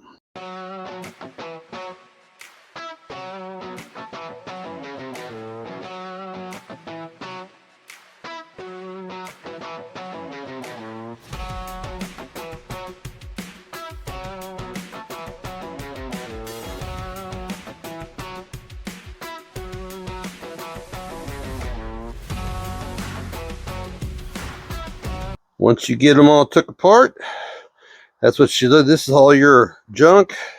And like I said, I got 1 through 4 all lined up. We ain't gonna mess with that. And here's all your old hardware. With most of this can get thrown away because I'm not trusting any of it. Now we have access to all this stuff, so we can work on all of this. Okay, so they don't look too bad. You know, they ain't really sunk in. They're all working. So, all right, let's get this one tore apart. Then we'll start working on the heads themselves. Okay, I want to go over a couple things. All right, now, on these heads, there were 2 different kinds of retainers, all right? This is the retainer they had on the exhaust valves, all right? See it? This is the retainer they had on the intake valves, all right? Now, they're different now. They are actually the same height. Like this. Like this. They're actually the same height. But this is exhaust, and this is intake. A little beefier. Okay. Now these are splash guards, basically. Okay. How this works is, say, like on the exhaust, you have an umbrella seal, right? You have the valve sticking out of here. You have the spring around it. And then you have this splash guard that goes around the springs. Goes on top of the springs like this. Just like that, okay? Now, what these are supposed to do is take the oil that's coming off the rocker arm, drop it onto the valve spring. It's basically deflect it down the spring and keep it off of this guide right here. Because the valve goes into that guide, and you don't want oil to drip down. Even though this is a machine fit, there's still enough room in there for liquid, a hot liquid, to get down past the valve stem. Past this valve stem right here, all right? This doesn't have much evidence of it. It stayed pretty clean its life. But the whole premise of this is to keep, because this is a direct port in, this is a direct lead into the combustion chamber. And you don't want oil fouling your combustion chamber, but you have to have oil to keep all this lubricated. So with a combination of this type of seal on the intake and, where'd it go? Right there. This type of seal on the exhaust with the deflectors on the springs, that's supposed to keep the oil out of your combustion chamber.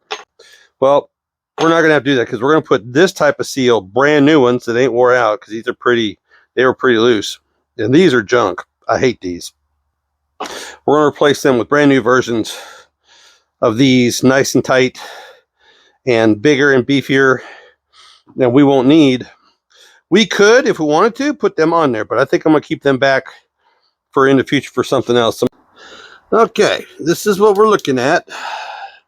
I took a little wire wheel and knocked all the dust off, but this is what you're looking at right here. This is kind of stuff right here. See these little bumps, you want to call them? That's casting marks, okay? They're in all these, all over the place, okay? These can get smoothed out. Now the exhaust is pretty self-explanatory. I mean, it's you know, it comes out the exhaust hole right there and goes in the intake and comes up in here. Okay, now where you want to pay attention to this, the exhaust ports are all just to polish it out, make it smooth, make it leave as clean as possible, because it's a straight shot. There's no ridges, there's no nothing. I mean, it's as clean as it comes. All right, along with the hardened exhaust seats. Okay, now the intake on this is that on all of them, all the intakes, if you reach your hand in, headed towards, this is where the intake mounts up, okay? So the runner runs through here, right? This is your alleyway for your intake charge, gas and air to come through. It hits the back of the valve, all right? Now, on this one, there is a ridge here. There is a little bit of a ridge here. You can see it.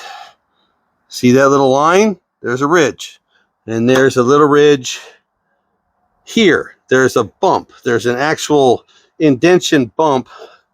I don't know if I can get you a picture of it, but you can see where the color changes. That's about 1/8 of an inch in there. So what we were going to want to do, and then on this side, on all of them, it's pretty flush. There's not any restriction. It's pretty good. Okay, so you're dealing with a line ridge here that needs to be smoothed out, a little bit of a line here, and then you have this ledge on this side, which, let's go to the whiteboard, I'll tell you about it. This is your runner coming in to your valve, all right? Just like this. And this is your valve opening right here, all right? Now, if you have a bump here and a bump here, and the airflow is coming in, what do you think it's going to do when it hits that point? It's going to spin around. What you want is you want this to come through at an angle and go right into the piston hole. With the piston, you want that air going right in. You don't want on the back top side or on the sides, you don't want anything bouncing the air around. You want it flowing straight in. Okay, so your best case scenario is we'll take the one that has the bump and has a little bump like this on the, and the valve is right here. You want that as smooth as possible. This right here, this area right here, you want that smooth. And this little bit, there's going to be a little bit of a ridge here that you can smooth out really easy with a cartridge roll. You don't have to have an actual bit on it. It'll smooth it right out. But this one, if you feel it, it feels like it's like that big. All right, it feels like a big old hump. And when that air hits it, it's going to make all kinds of bouncing around and turbulence. You don't want that. You want it going straight past that valve and into the cylinder. So that's what we're taking out, this part and the parts on the sides, to make it as smooth a transition as possible. If you feel more comfortable, you can tip it up this way and put a piece of board on the backside, because this is the area we're looking at right here, this little ledge right here, and you're just cleaning this up. So I do all four and then move it around, but yeah, it's just a matter of making it smooth, making a smooth transition. Because like I said, that air is coming in here and it's going to hit this bump and it's going to be turbulent, all right? Because the valve is going to be opening and you can see where the cylinder is, and that's going to bounce shit around here and bounce things around. Now, a lot of people say that's good for atomization, blah, blah, blah, blah, blah. Okay, but when you're wanting to make power on the top side, this is what you got to do. You got to clean this all up. So we're going to continue with this, get these all done, and start working from there. All right.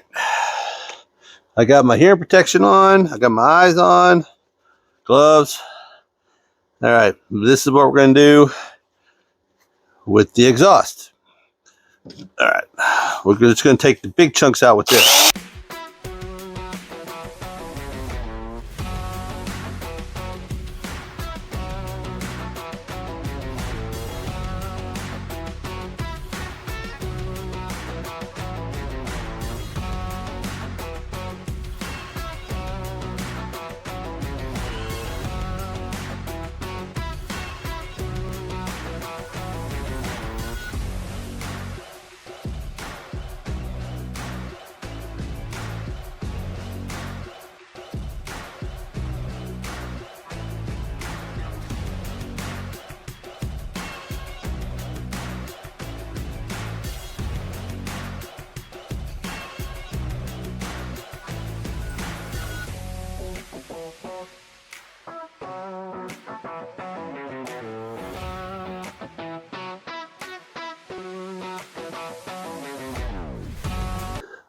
Okay, now I started the process as you just watched, and there's still, everything is smoothed out. It's a nice smooth transition. There's no sharp edges. There's no big ledges. I still want to, I'm going to flip this back over. Actually, those are pretty good. What a little bit I did. Now, as you can see, you know, guides, exhaust guides. You know, the exhaust is pretty straightforward. There isn't no edges. It just out it goes. Okay, so we could polish on this a little bit, which we're going to, but see if I can get my light to work.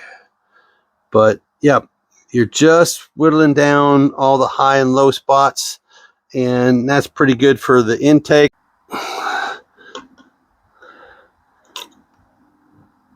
Okay, I just want to try to get some light in here so I can show you what's going on.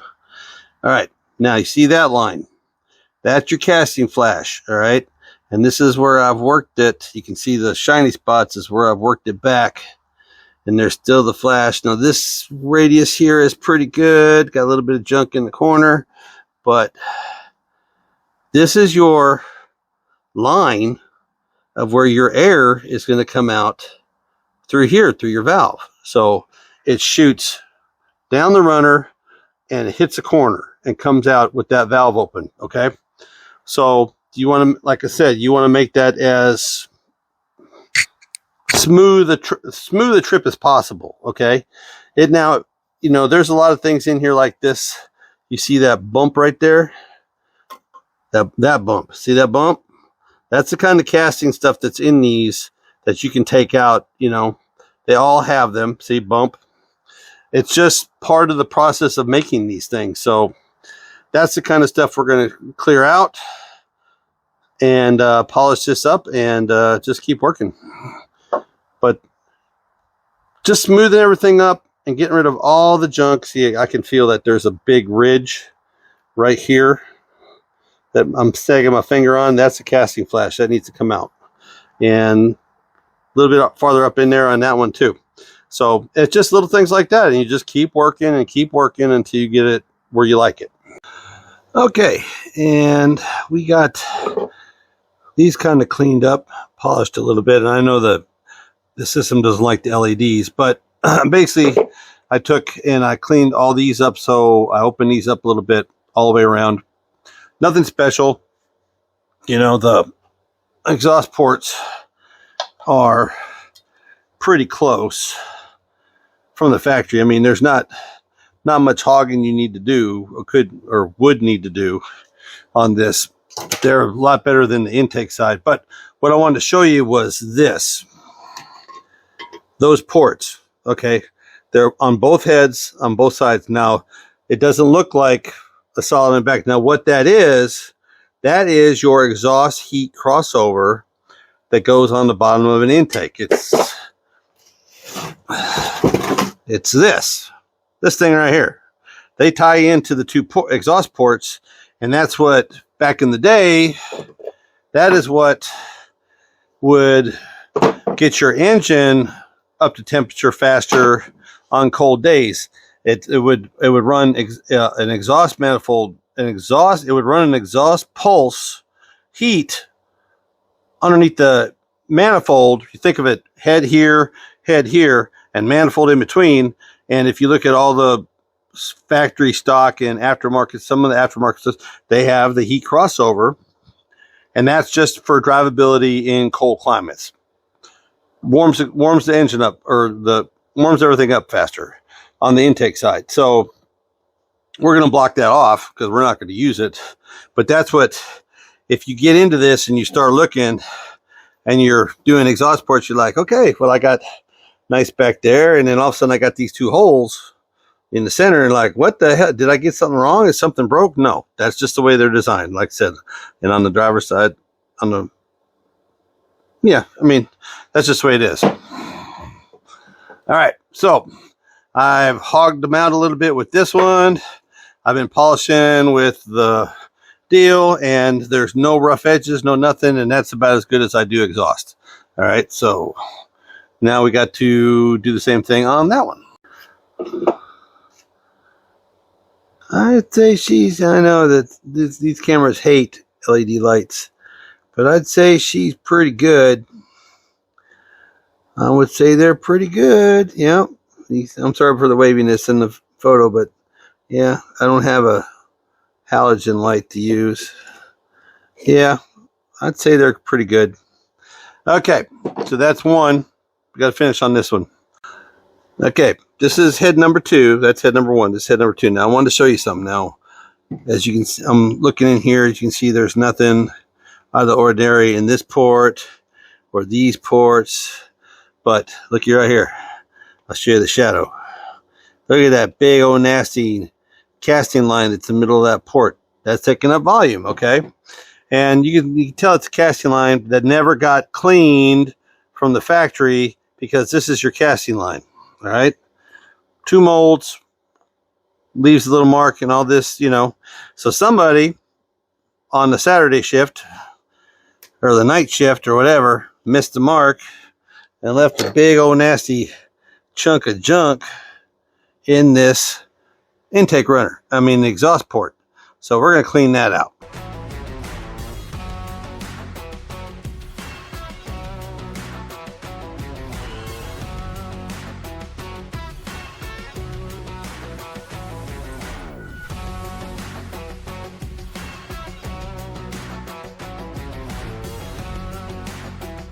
All right. Yeah, you can see it knocks decades of old crud out of these ports. Just decades. And see, they're just, yep. See how nice that is? It doesn't take much, you know? Doesn't take much at all. And you got a smoother, nicer, easier path. I got all the valves cleaned, all right? And drop them back in the hole. But we need to get a little bit of lubrication on that first. We use a little bit of marble, but we're going to drop them all in the hole, lap them in for the first time, and I'll show you how to do that. Okay, first thing you're going to need valve grinding compound. You can use anything you want, but I use marble on this. This is what I got. All right, it's real simple. You're just going to get a little on the stem to get it in the hole for a little lubrication. All right. Like I said, these are all still just numbered. You know, 7.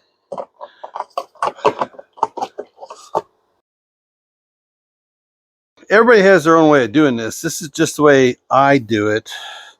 And they all got grinding compound on all the valves. They got a little bit of oil in the valves so that they slide good. All right.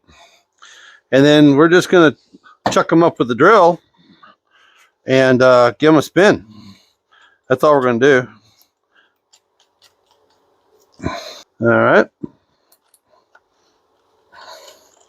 It's a pretty simple process. I mean, I have one of those little tools, but I like doing it this way better. It's faster, and like I said, I have one of these little tools, one of these, and they suck. They really suck.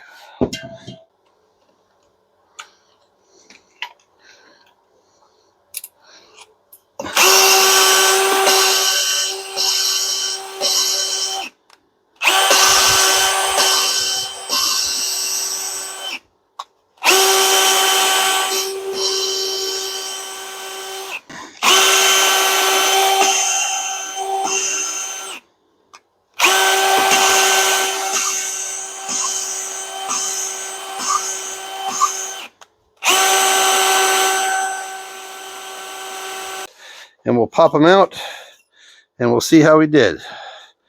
All right. Yeah, there we go. All right. Yep. Nice ring around the head. Nice. See it? There you go. Full contact. See? Looky there. Yep. Wipe this off. See what she looks like. Oh, she's gorgeous. Okay, here, I'll show you the head itself.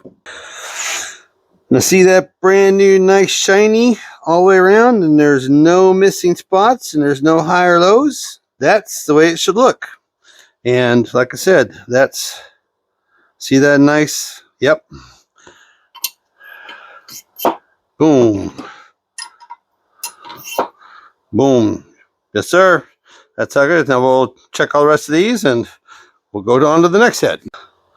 Okay, valve jobs are all done. Everything's verified. I wiped everything down, but they still need to be cleaned. Now, this ultrasonic cleaner, I love this thing. I love it, but this is about as far as you can get in there with a head. But the most important part is I want to, from like the water jacket down, which there's enough room for me to cover the whole thing. I'm not really worried about this surface. I'm not really worried about this surface right here. There's enough space in here for me to cover it up to about right here, and give these things a bath. With all the grinder dust, the grinding roll dust, all the compounds, all the stuff that's been in this, and plus they are 40 years old, they need a bath. So we're putting them in the ultrasound. We'll see how they turn out. All right, we got the valve seats are all good. They're all cleaned up. Everything's done. This is where we're going. This is a Summit kit. This is kit number, let me see, kit number SUM 7174 small block Chevy valve spring kit. Now this kit is up to 490 lift, okay? And this is extra, okay? This is Velcro 5112. These are the rubber seals that go on the valves right here, okay? But this kit from Summit, it's about $109. It comes with all the springs, the good seals, all right, for all 18 of them, no more umbrella seals, and comes with all your valve spring pieces, okay, and it comes with all 16 new retainers. So you get your springs, sets of 4s in the box, everything you need to handle up to 490 lift. Now they do have another kit that goes up to 550 lift, which I think has different springs, especially different springs on it for like if you're running a hydraulic roller cam. So they do make two different kits, and I think they're about the same price, but I've never bought the bigger kit because I never needed it. And now I got them both laid out here, but I only want you to do one at a time, okay? So we're going to take 2 sets of springs. We're going to take all the hardware, all right? We're going to lay it all out. And did that ultrasonic cleaner do a good job cleaning all this? It's wonderful. Okay, let's set this up. All right, first thing we're going to do is we are going to put the valve seals on. 1, 2, 3, 4, 5, 6, 7, 8. Okay, there's my 8 for this one, and they just press on. Boom. That's all they do. And you think they won't stay on, but they will because of the retainers and the keepers. They'll stay in place. All right, those are on. Now, these are going to be tight, okay? They're designed to, keep the oil off them, so we have to do something to lube this up a little bit. We'll take a little bit of lithium. Ain't nothing wrong with this. It'll burn off. First time you fire it off, it'll burn off. See how I just pushed it right out? That's how tight these are. So we're going to have to do that on all these. Yep. Boom. Okay. We're going to end up doing that on all of these. Just a little bit. Just for some lubrication. And also, the lithium will help hold. Yep. The lithium will help hold the retainers on. The keepers on.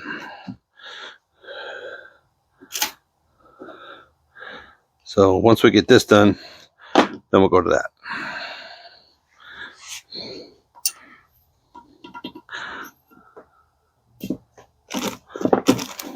Yep, they are definitely tight.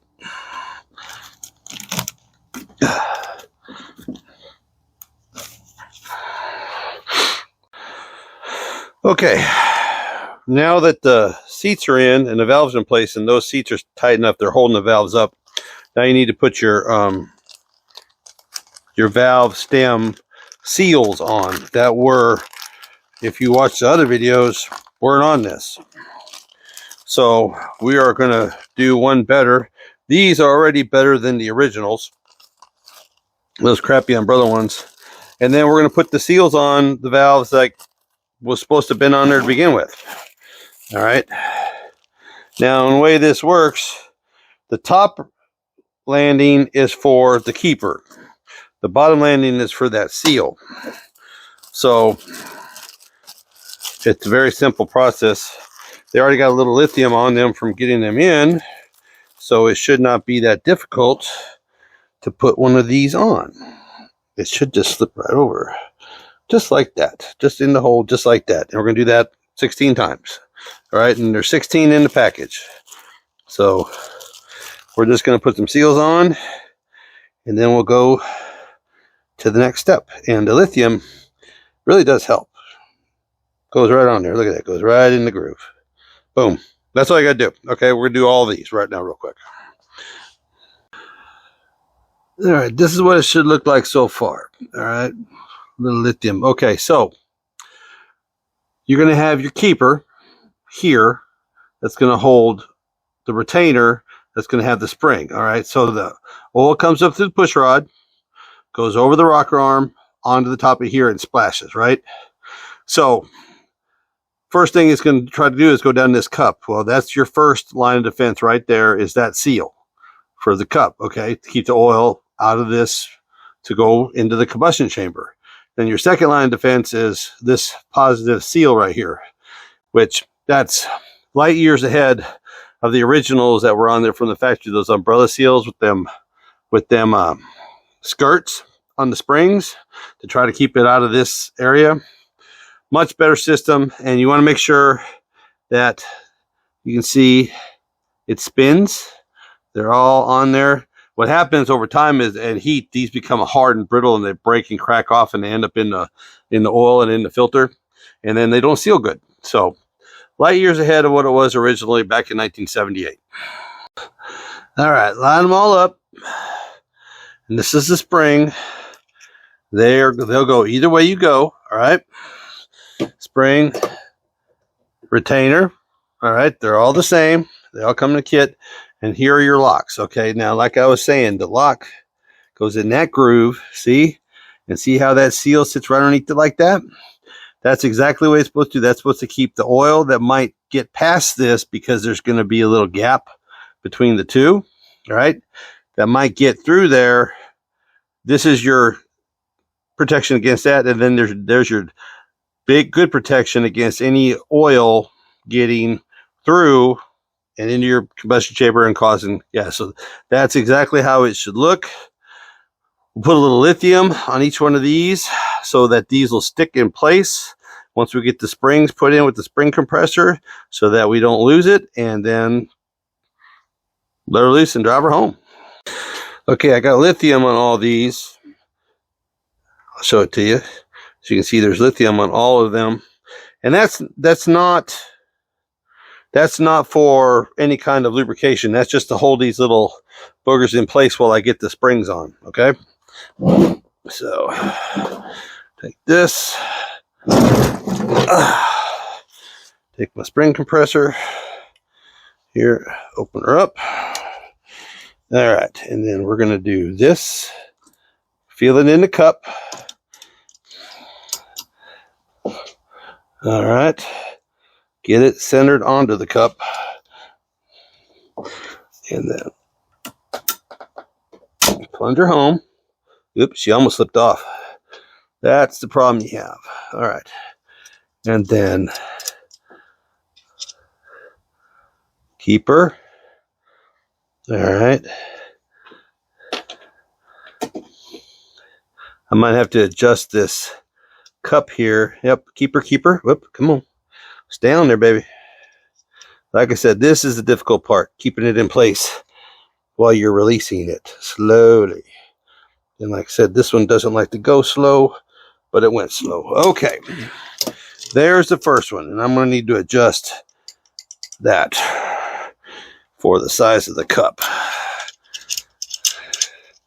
Yep, she's a little bit loose. As you can see, there's a little bit of gappage there. We'll adjust that here real quick. All right, and it's just a matter of, I just adjusted it.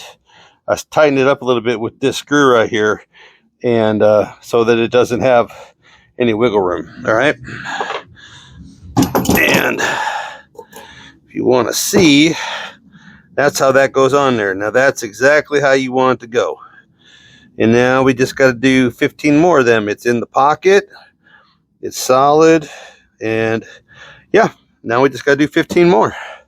I'll show you one more. We'll see how it works now that we got this thing adjusted. We'll do one more. Make sure to feel like the spring's in the pocket. See? Lithium grease. Hold the keeper in place. Come on. There we go. Hold the keeper in place. Yeah, and this is tedious. And it's hard. It's easier if you have a helper. But since I don't have a helper today, since he's at work, then we'll go nice and slow. There we go, just like that. All right. And there we go. There's that. She's pretty good. She's in the cup. And what I like to do, I don't know if anybody else does this, but I just like give it a tap to make sure she's, yep. Make sure she's working. All right. And we'll do that on all of these. There's one done. All right. These all went in pretty clean. They're all lined up. I give them a little tap with the hammer. Ding, ding, ding, ding, ding. They all sound good. Threads are good. They're all sealed up. So, again, I can't tell you. I mean, that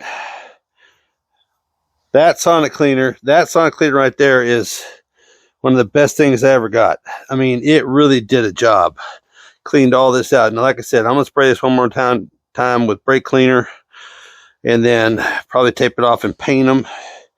Or maybe paint them when I get them on the engine. But that's how you do it. All right. You just want it even. All right. Then it's just a crescent wrench to pull it off. Yep. Sometimes they don't want to go. All right. See if it'll work this time. There we go.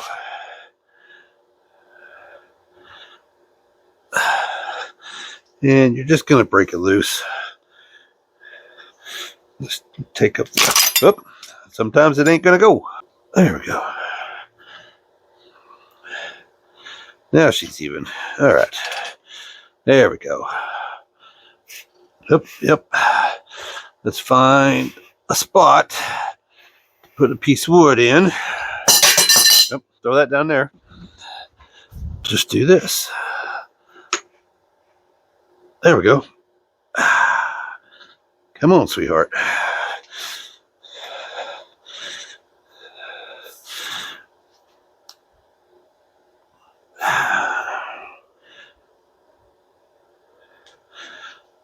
There we go.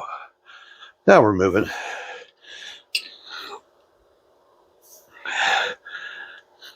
There we go. You can see it separating right down here.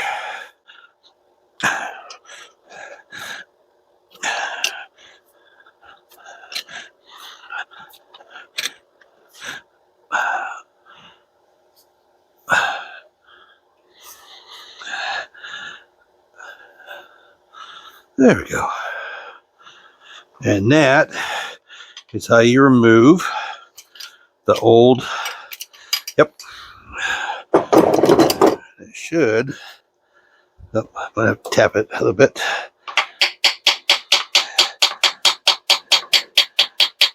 There you go. And that's how you take an old one off. Okay, I got the new one, the Cloy's double roller timing chain. But how do you get that on without last time I did one of these, I just used a drift and I drifted it on. I just beat it with a hammer. This one I don't want to do. This one, guess what we're going to do? We're going to put it in an oven. And we're going to heat this thing up and make it expand to where it slips over. It makes it easier to go on. We'll see if this works. Okay. Fresh out of the oven. And she's steaming. Let's see how she does here. All right. Yep, I do. All right.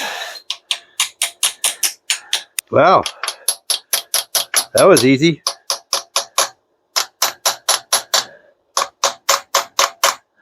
Yep. She's on. That works on that one. That works pretty good. Yep. She's already closed all the way up against there. And when she cools down, it'll shrink up a little bit. That's nice. That works. Oven, 400 degrees. That'll work. Okay, the double roller timing chain is on, and I want you to pay attention to this. This is why I like this cloised chain. It's because it only has one mark, 0. That goes at 12 o'clock, right? 12 o'clock. All right, because the cam gear here got to come down here at 6 o'clock and match up. All right, but before we do that, guess we got to put in. We got a big old hole in here. Cam's right there, ready to go. All right. Now the cam, I already have my handle on right here. All right, and here's the cam card.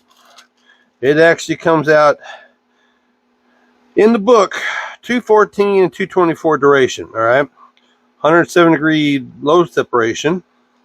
But the advertised duration is what I remember from the 70s and 80s, 288, 298, which means this is a thumper of a cam, okay? And it's 444 lift on the, let me see, intake, and 466 lift on the exhaust. So it's heavier duration on the exhaust, heavier lift on the exhaust, cleans it out better.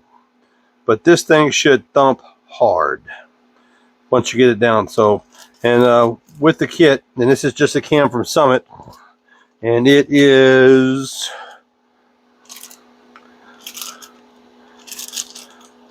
SUM 1103. That's the cam number. They have 1102s, 1101s, 1100s, up to think I like 1107. But now putting the camshaft in is pretty straightforward. You just got to put some lube on it, and make sure and put some in the back and smear it around. All right, don't be afraid of this. Smear it, because this is your break-in lube for initial startup. Okay, put some on the distributor gear. All right, get this around in some crevices. Even if cam's brand new, you want to put, lube on everything, because everything has to break in. Everything has to break in, okay? And this is the messiest part of the whole thing. This is the part where, yeah, you're allowed to get messy. All right? So just get it all around, everywhere you can see. Doesn't matter if it goes in between, because you want this material in with your new oil right away. All right. Get this around here. Take some of the extra off. Get it on this first lobe. Okay.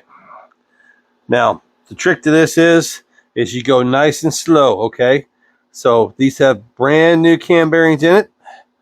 And we're going to just slide her in. You just kind of wiggle it around a little bit till you get into the second cam bearing, just like that, okay? Now, it's holding itself up. Now, these right here are my handles once I get down here, because I can handle it here. I can handle it, but I want to have some little leverage on here, all right? So while you have it up here, get your stuff out and just start lubing cab lobes. And I didn't pull it where they say to pull it. I just snipped the corner, which just seems to work better, all right? And you're just making a mess. Yep. Nice and juicy. And this is the part of the first video that everybody said I said something really colorful, which I did. I don't care, but I did say something very colorful. Some people didn't like it. I'm sorry. I didn't mean to offend, but I mean, stuff happens. Anyways, all right. So just make sure it's all in here, and then we can set this up here. And if we want to turn it to make sure that we have everything, yep, we got everything covered. See, I missed a spot there. Okay, here we go. Second round. All right, same thing. You just kind of feel it in. There's no reason to hurry on this part, all right? No reason. All right. And again, same thing. Just the same process. You're doing it for every set.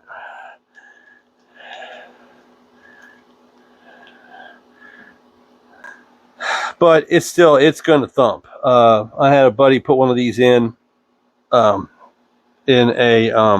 Chevelle, and it thumped. It sounded really good idling. Dump to dump to dump to dump to dump to dump. All right, so don't be discouraged. All right, and don't worry about being so much lube on here, because we are going to, when we get it, the startup procedure for this is going to be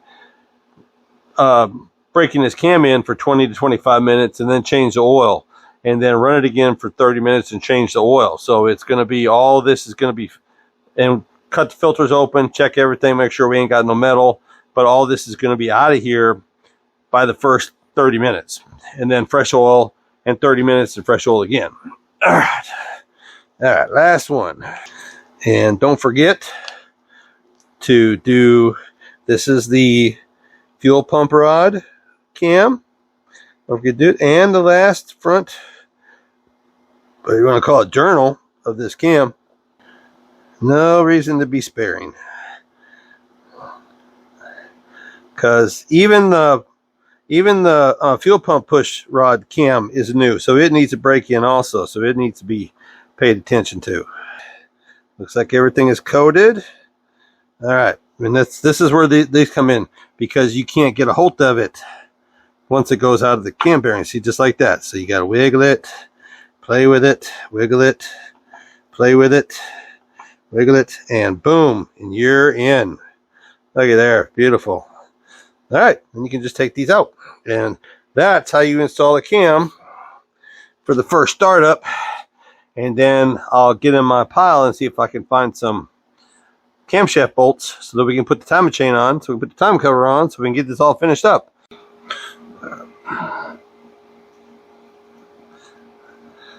All right, this little bolt was just to hold it in place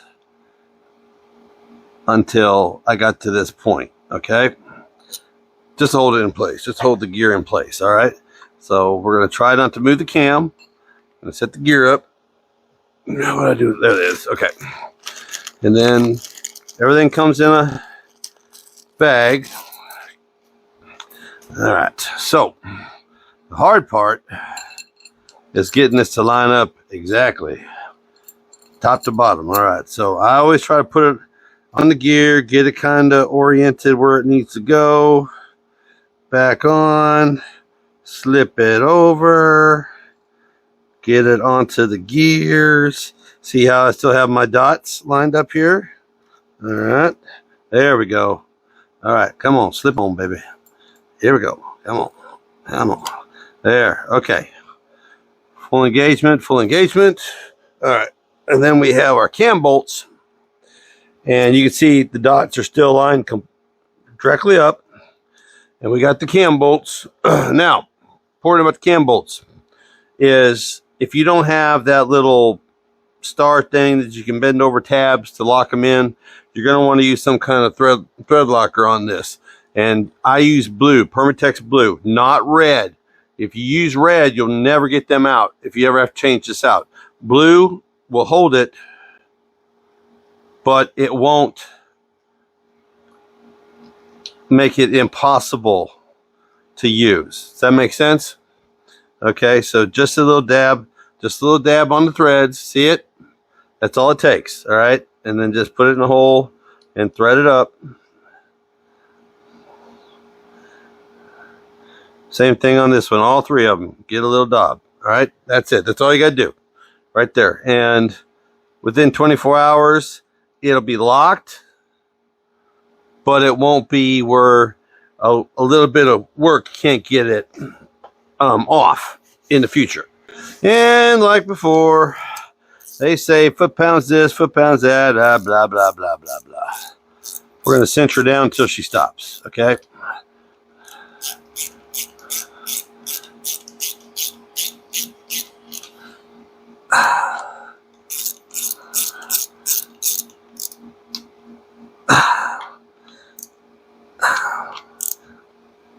Okay.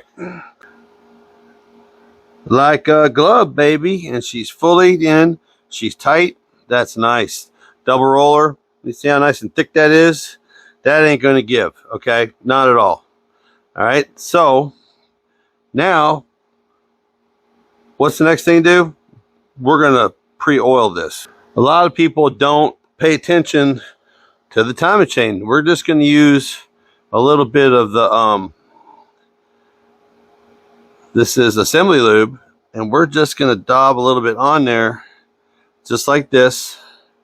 And trust me, over time, it will work itself all the way around. It will, okay? And just let it do its thing. It'll drip and drool, but this stuff is thick enough where I have time now to put my timing cover on and not have to worry about it. All right. This stuff, I love this stuff for this sort of thing. And you want the coolest part is? It's the tip. The tip opens just like a glue, a Elmer's glue. And when you're done, you just close it and it stays good for as long as you need it. I love this stuff for assembly lube, underneath all the bolts for all the torque ratings and everything. Anything I can think of to use this on this engine, I'm going to use this for. All right, we're going to change out the front seal in this. Just make sure that's the right one. It is. All right, there's only one way to go. This is the back right here. This is the front, back, front. Okay, this whole one's got to come out. So it's a real simple process. You just hook it with the seal puller, get behind it, yank on it, and out it comes. All right. Now, you can see the little cracks, and this thing is hard as a rock. Doesn't have no give. New one, ooh, nice and soft, no cracks, no nothing, and it's a pretty simple process.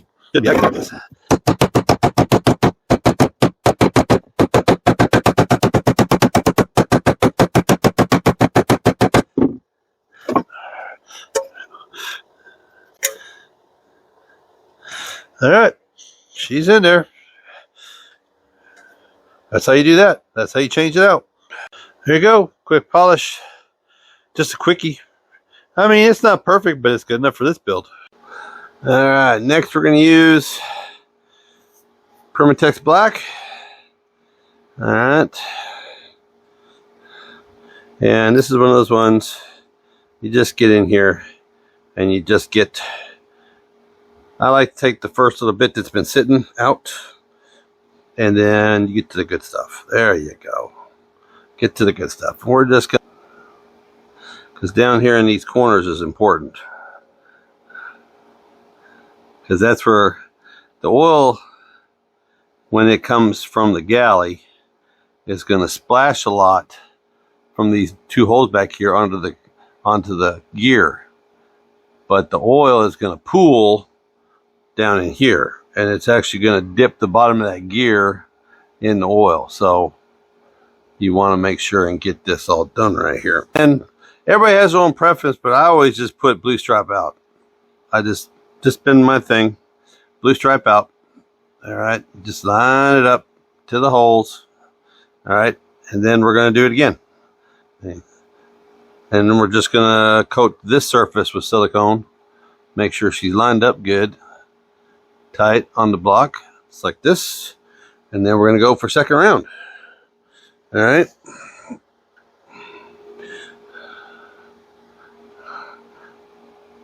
And it doesn't take a lot. Just enough to cover. And don't worry about it going in, covering the holes. That's even better.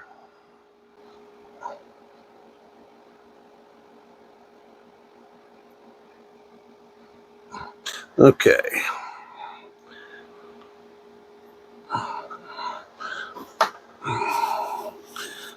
Get all the silicone off my fingers because I don't want to get it on the chrome of this beautiful, freshly polished chrome cover. Alright, and then we're going to just do this, set it on the tabs, set it in the tabs, set it on tabs. Now, you have to put this on before you put the pan on because there's the gasket that goes right here. Alright. And like I said, you see me do it, I bag everything up so that way I know I got them. Alright.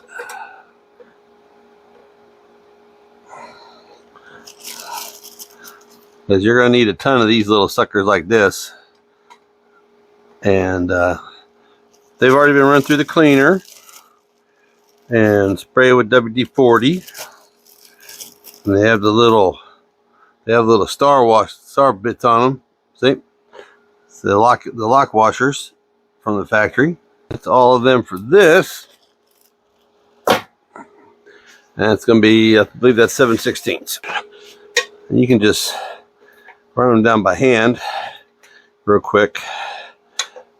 I'm sure there's some kind of tightening pattern. Somebody around this world has decided that's the best way to do it, but just run them down by hand from the bottom up is what I've always done, because like I said, this is the most important right here, these two bolts, because of the oil splash from the pan. So I want the bottom ones seated as best as possible.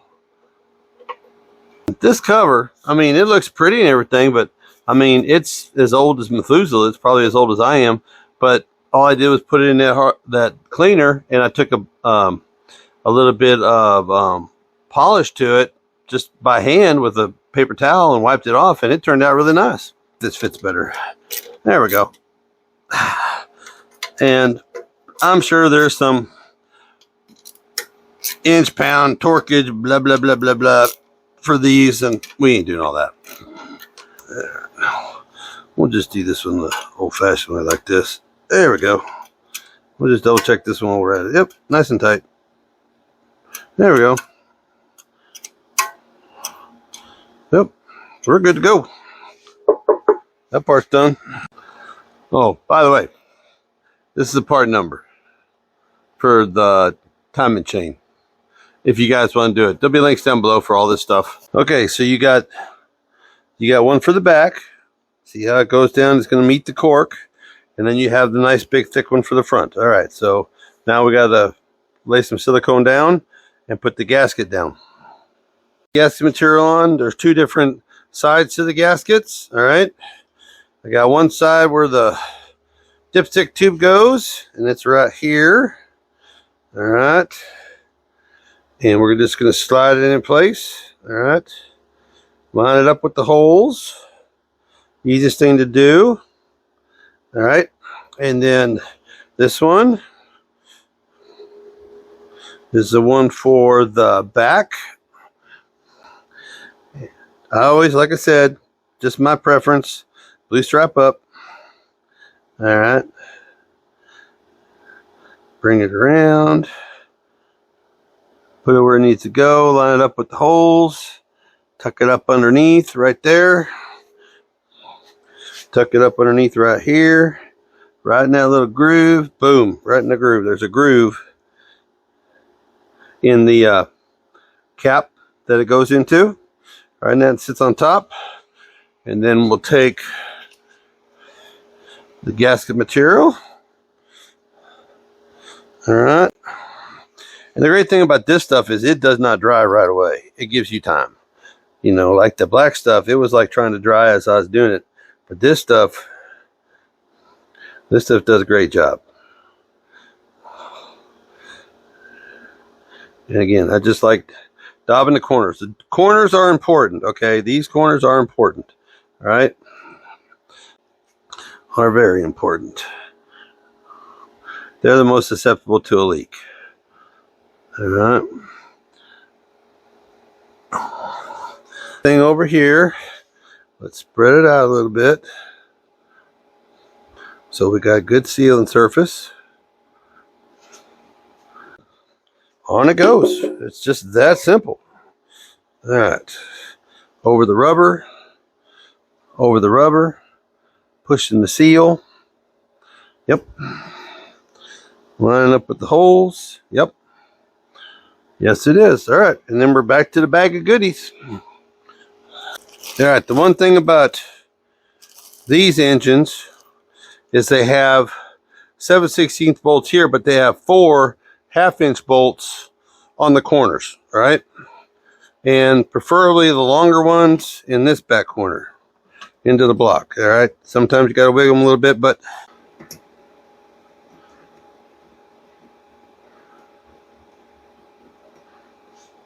all right. And I always do these center out. This is one of those center out. I just, whoops. I start here and I crisscross. And kind of like intake manifold, kind of like whatever it is. And then I'll start bouncing.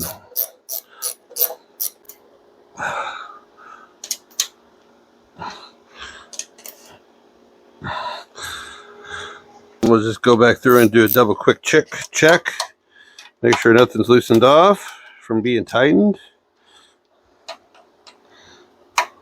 Yep, that one did. Oh yeah.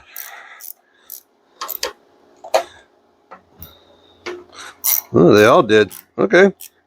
Well, they're all seating. So go back through and do a double check. Oh yeah. Loosen off. Oh yeah.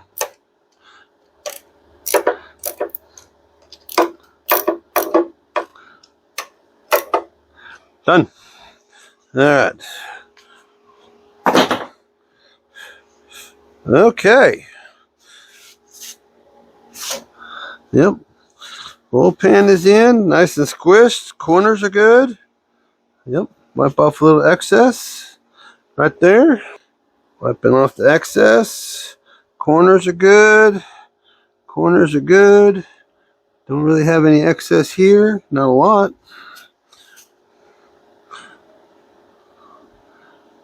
That's nice. I like that. Okay. Now, after 24 hours, that'll be cured out. It'll never leak. All right.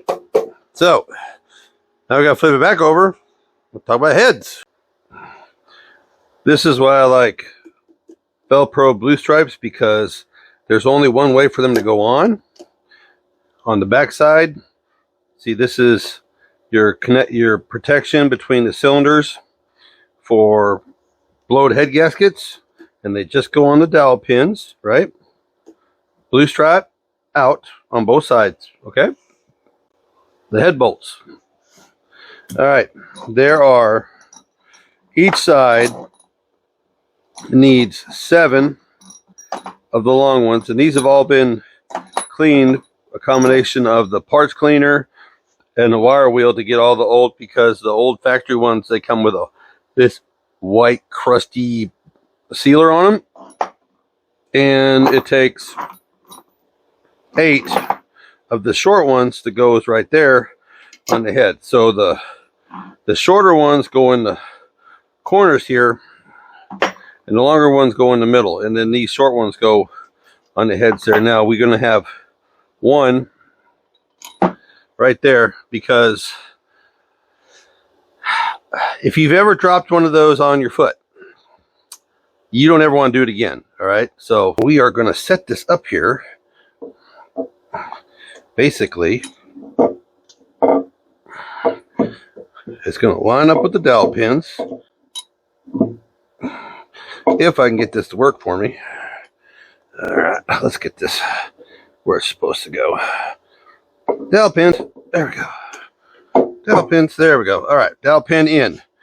bolt in the center, screwed in the threads. All right. And that went in real easy because, you know, we chased all the threads on all the thing. Okay. Now, not done with that one.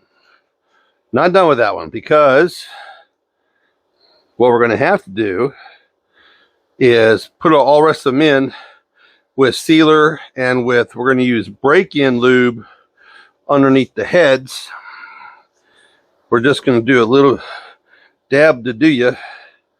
And we're just going to basically just put a little bit right here, right here, right here. And this can be, this break-in stuff is really thick, like molasses, like everything. Lucas oil, we'll wipe it off afterwards. But now we need some silicone, because we need to seal all these threads. And we'll just go ahead and start with the bottom ones. And it just takes a little, we're just going to put a little silicone on the threads down here on the bottom, because they're going into the water jacket. Just like that. Just like that. See? Just like that. All right. And we're going to do them all that way.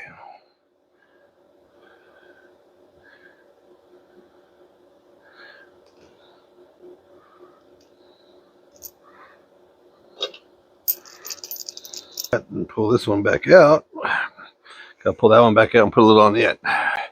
And we got the juice.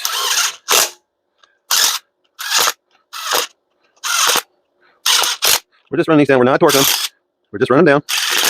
All right. So we got silicone down. I've got to pull that center one back out. Put some silicone on it.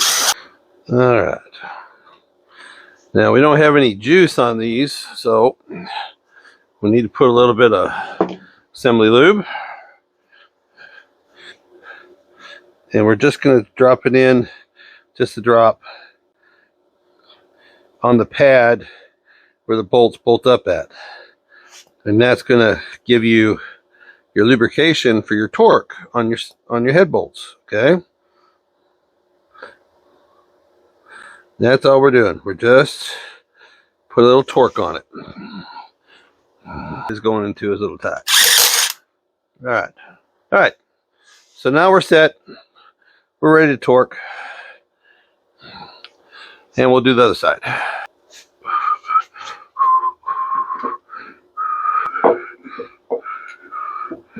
Come on, baby. Find it.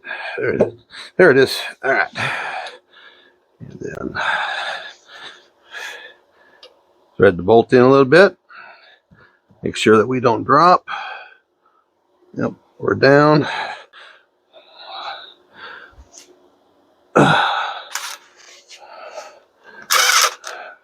There we go. All right. And then it's just the same procedure that we did the first time.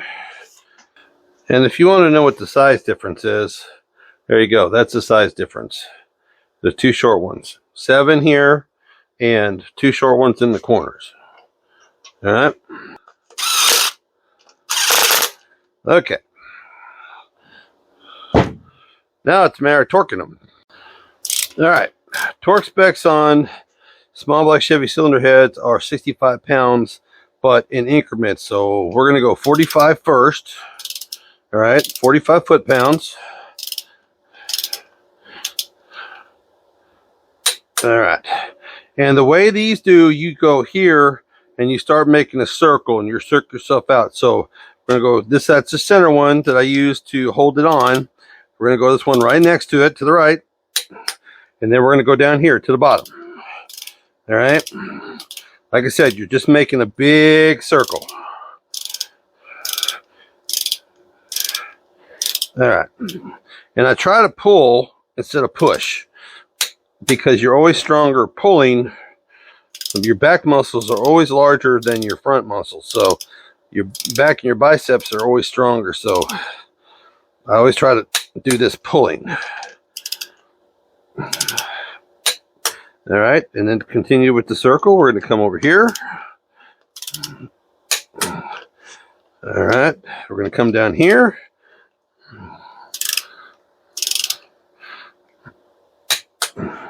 Gonna come over here, come up here, come around over here,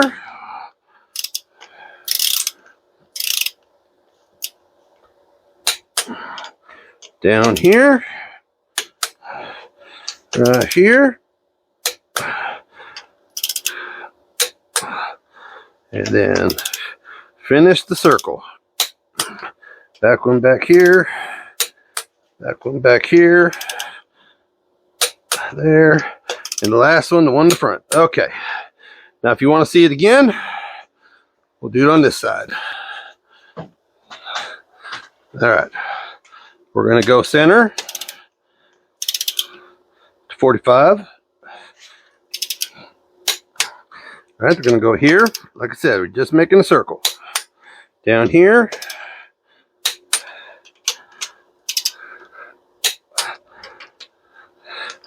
This one's going to...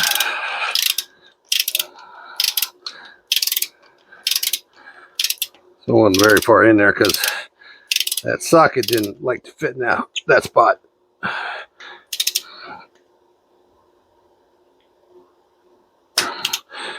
There we go. All right, then like I said, continuing with the circle. All right, down here. All right, come across over here.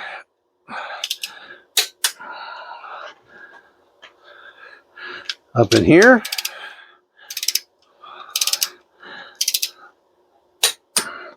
Around over here. Down here. Like I said, you're just making a big circle. All right. And then this one. And this one. That one's pretty loose.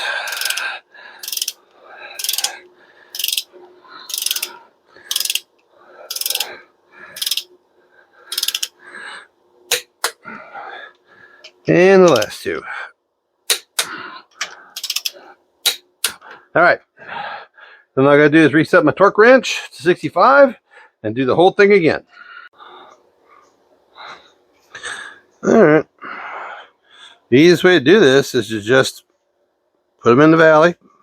Ain't gonna hurt nothing. Now, there's a reason why I kept the extra, that's the extra break-in lube, which we're just gonna dab a little bit of that on the bottom of these lifters, just for a little extra, you know, just go ahead and use it up. And we'll just put a little bit on the bottom of it and we'll shove it in the hole. That's all there is to it. And all this, none of this is going to hurt anything. The more lubed it is, the better. You know, just a little bit on the bottom to help that new cam lobe to cut into the lifter bottom. All right. And to, you know, basically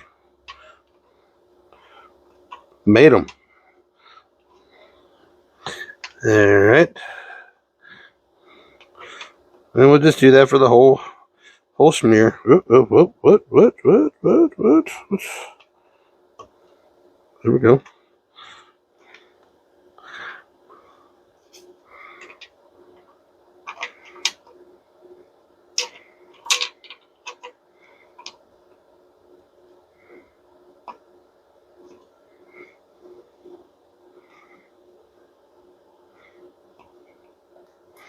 At any rate,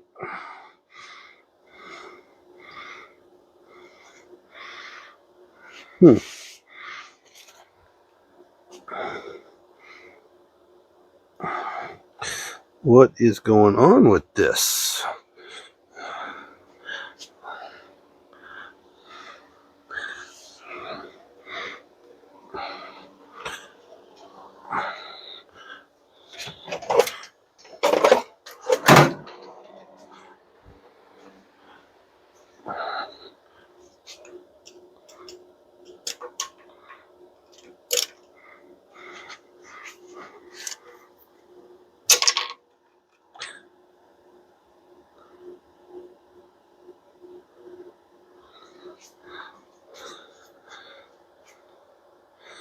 Oh, there's nothing in there that's wrong. Nothing that feels wrong. Huh?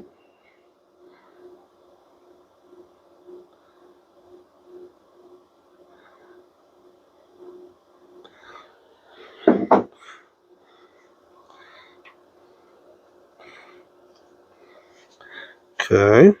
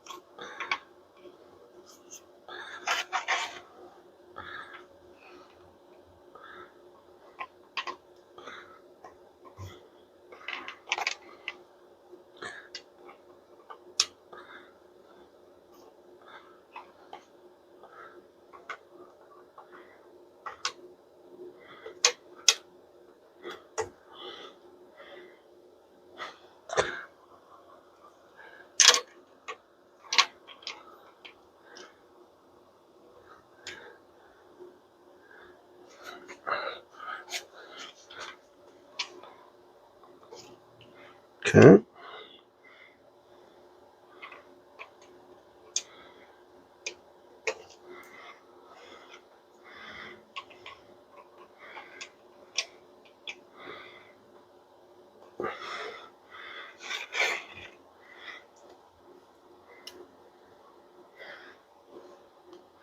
Hmm.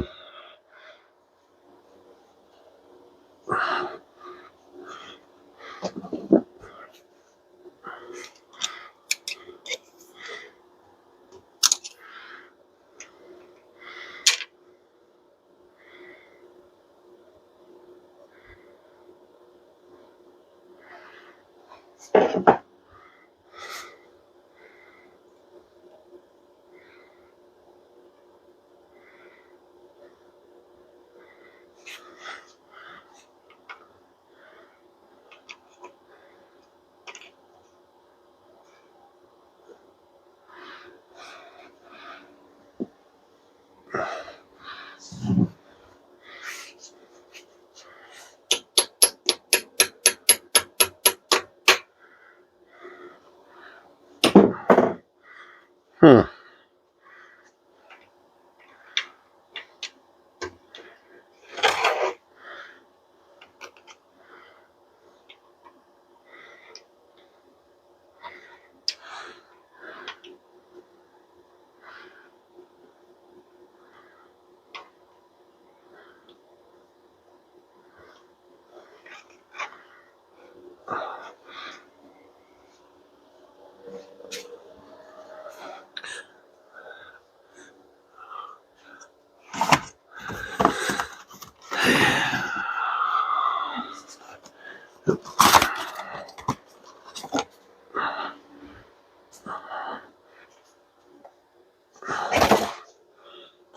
And of course, we're going to put a Wix filter on.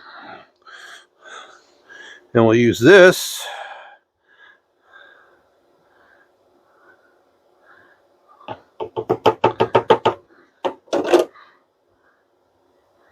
yep.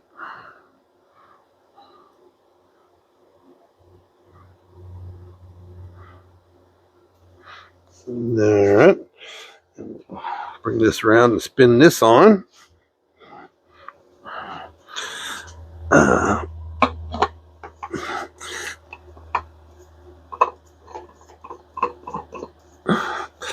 Just so we're not doing a dry start.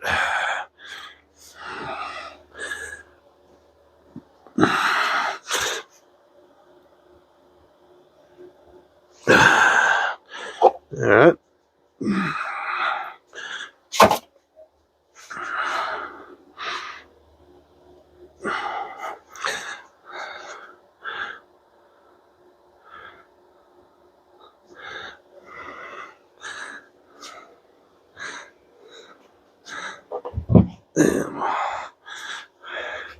And we'll take the harmonic balancer and we'll use it as a turning tool.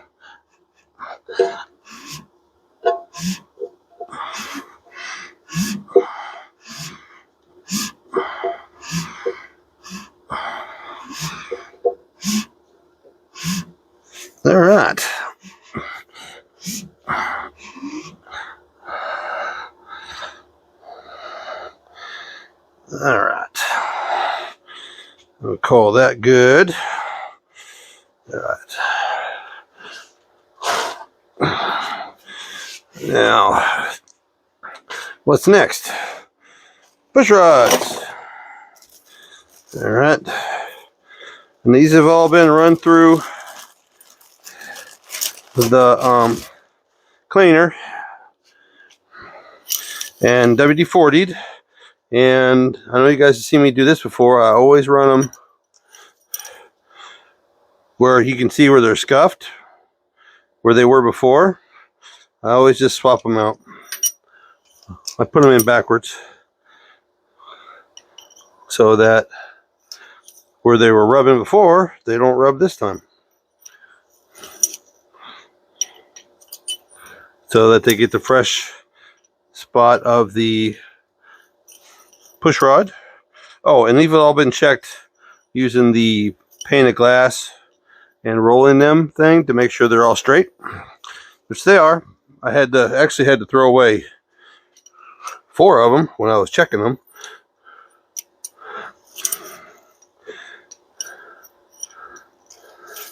But they're all clean. They might look rough, but they're all clean. Ooh. Ooh, I don't like that. Heads are a little dirty. All right, I got lots of them. So we'll do.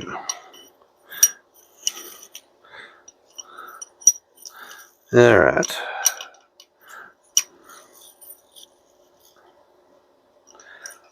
All right.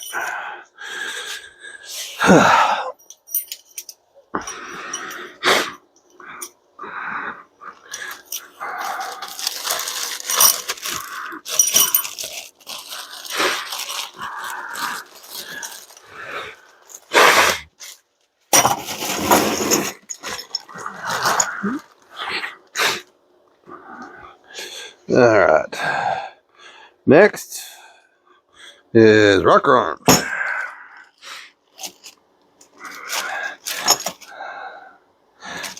Again, these have all been cleaned.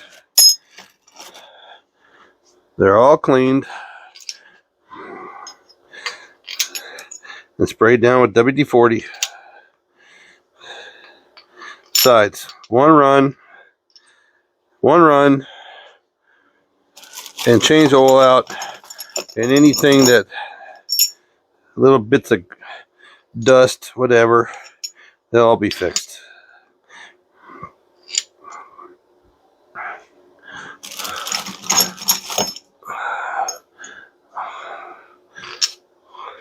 I checked them all.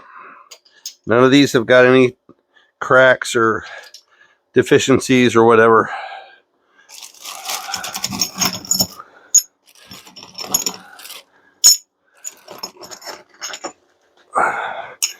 All right.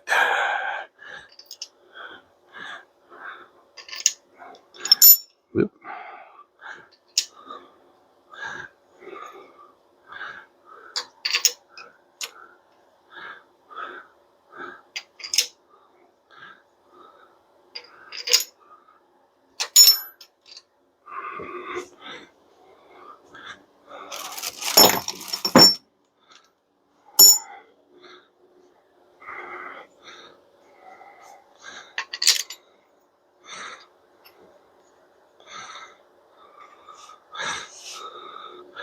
Okay.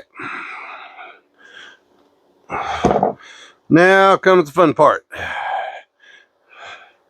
Now we're going to put the brake in.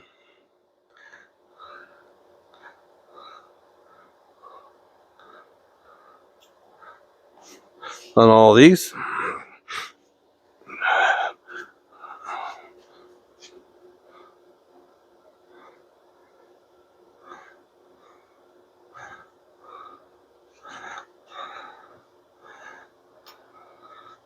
All right.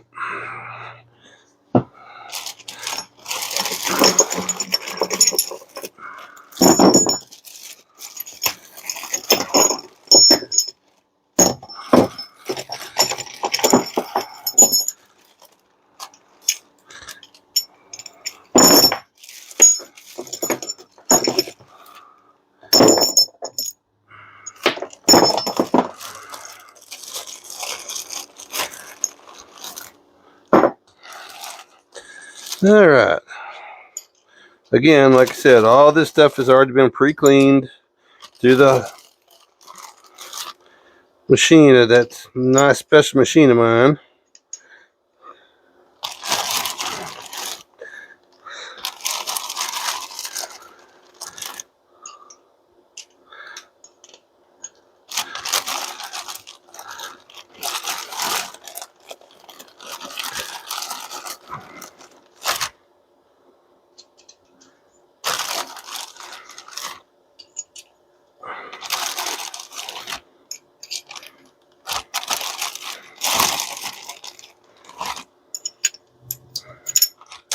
Yep.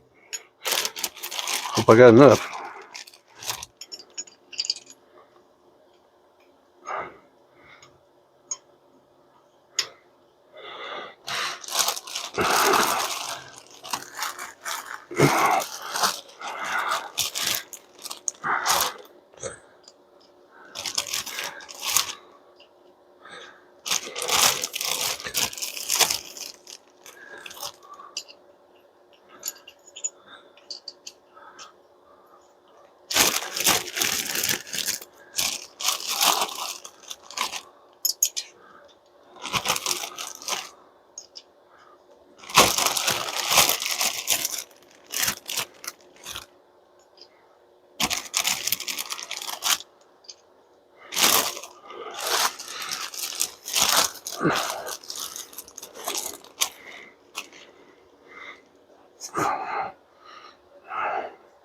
All right, and we'll push them all on there. We'll give them another dose. Yep.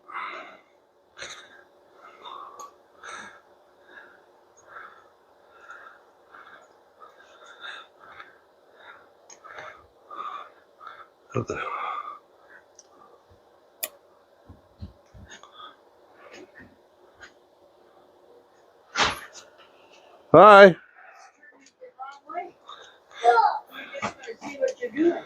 I'm just putting the engine together.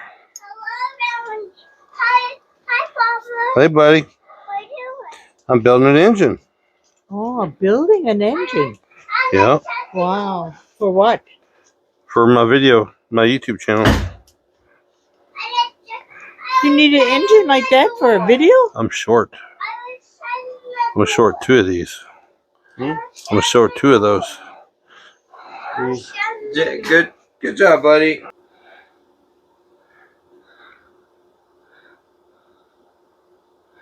I am not the guy that puts a big, huge bead of silicone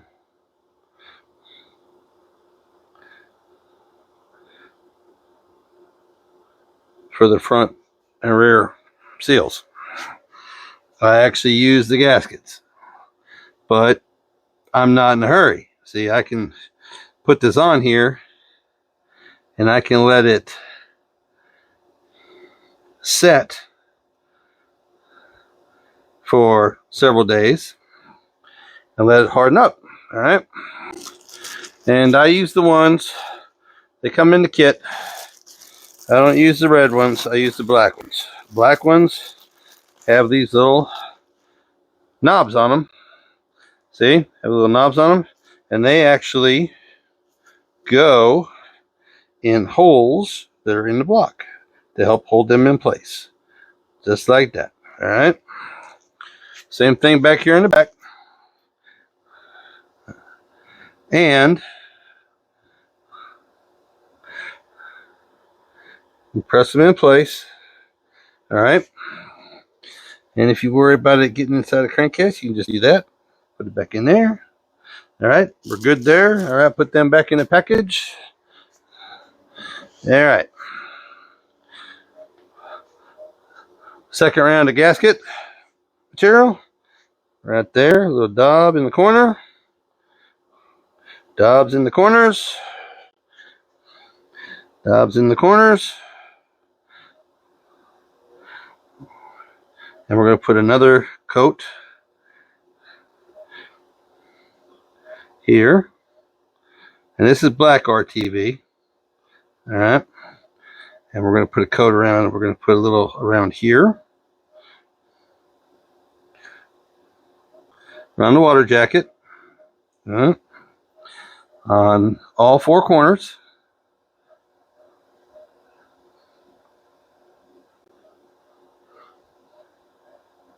Helps seal everything off. Alright. Especially in the front, where it actually does come through. Alright.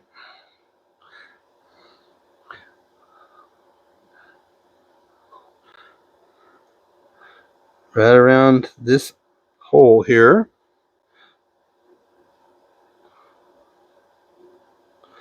Okay.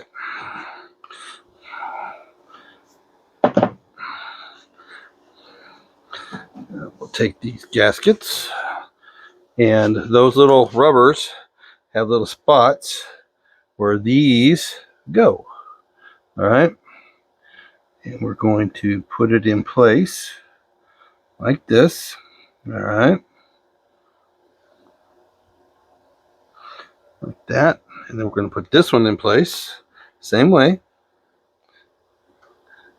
All right. And I want them up where I want it. Smear the difference off. Smear the difference off. All right.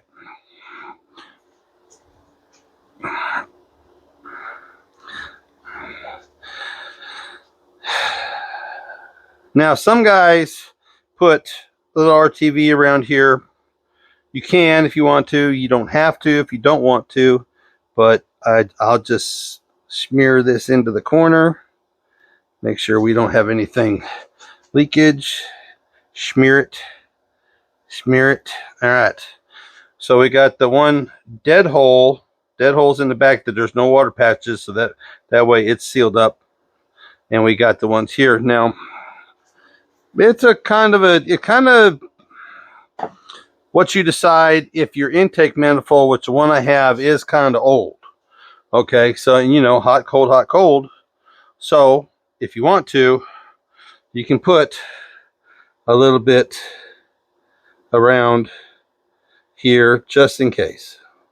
All right, just in case. Just a little bit, just enough to help it out. Not really necessary, but you know, peace of mind is sometimes worth a lot, right? Just a little bit. Just the two of us. All right.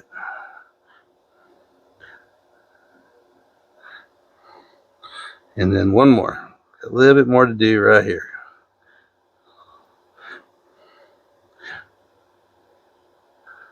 Okay. All right. That should be good. I forgot the front side here.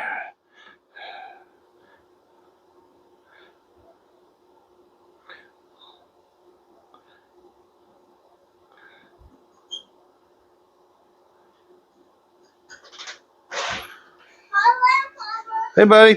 And it's very simple. You just basically, you try to line up your bolt holes on one side while you're looking at it.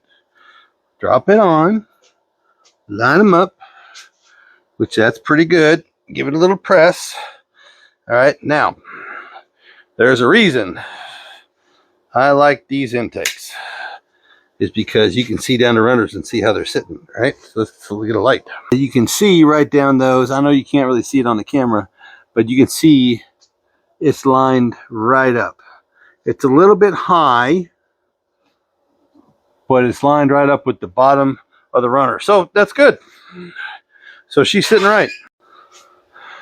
Okay, I went through and found some bolts that had already made washers on them, and I'm just going through and finishing up, just double checking everything's tight, which once you start bolting them down, sometimes they back off, just like you saw everywhere else. Okay, with the intake, I like to go crisscross and then out, you know, just make a circle. But I like to start these and then cinch the ends down. But everybody has their own preference. But then you can just go back through once you have them all where you think you have them. You just kind of deal, because the gasket will squish the silicone will squish, and you just kind of like, while you're doing it, you just kind of work yourself around, and make sure they're all tight. And here's the part where nobody, like back in the day, you know, everybody says don't use the rubber gaskets on the ends.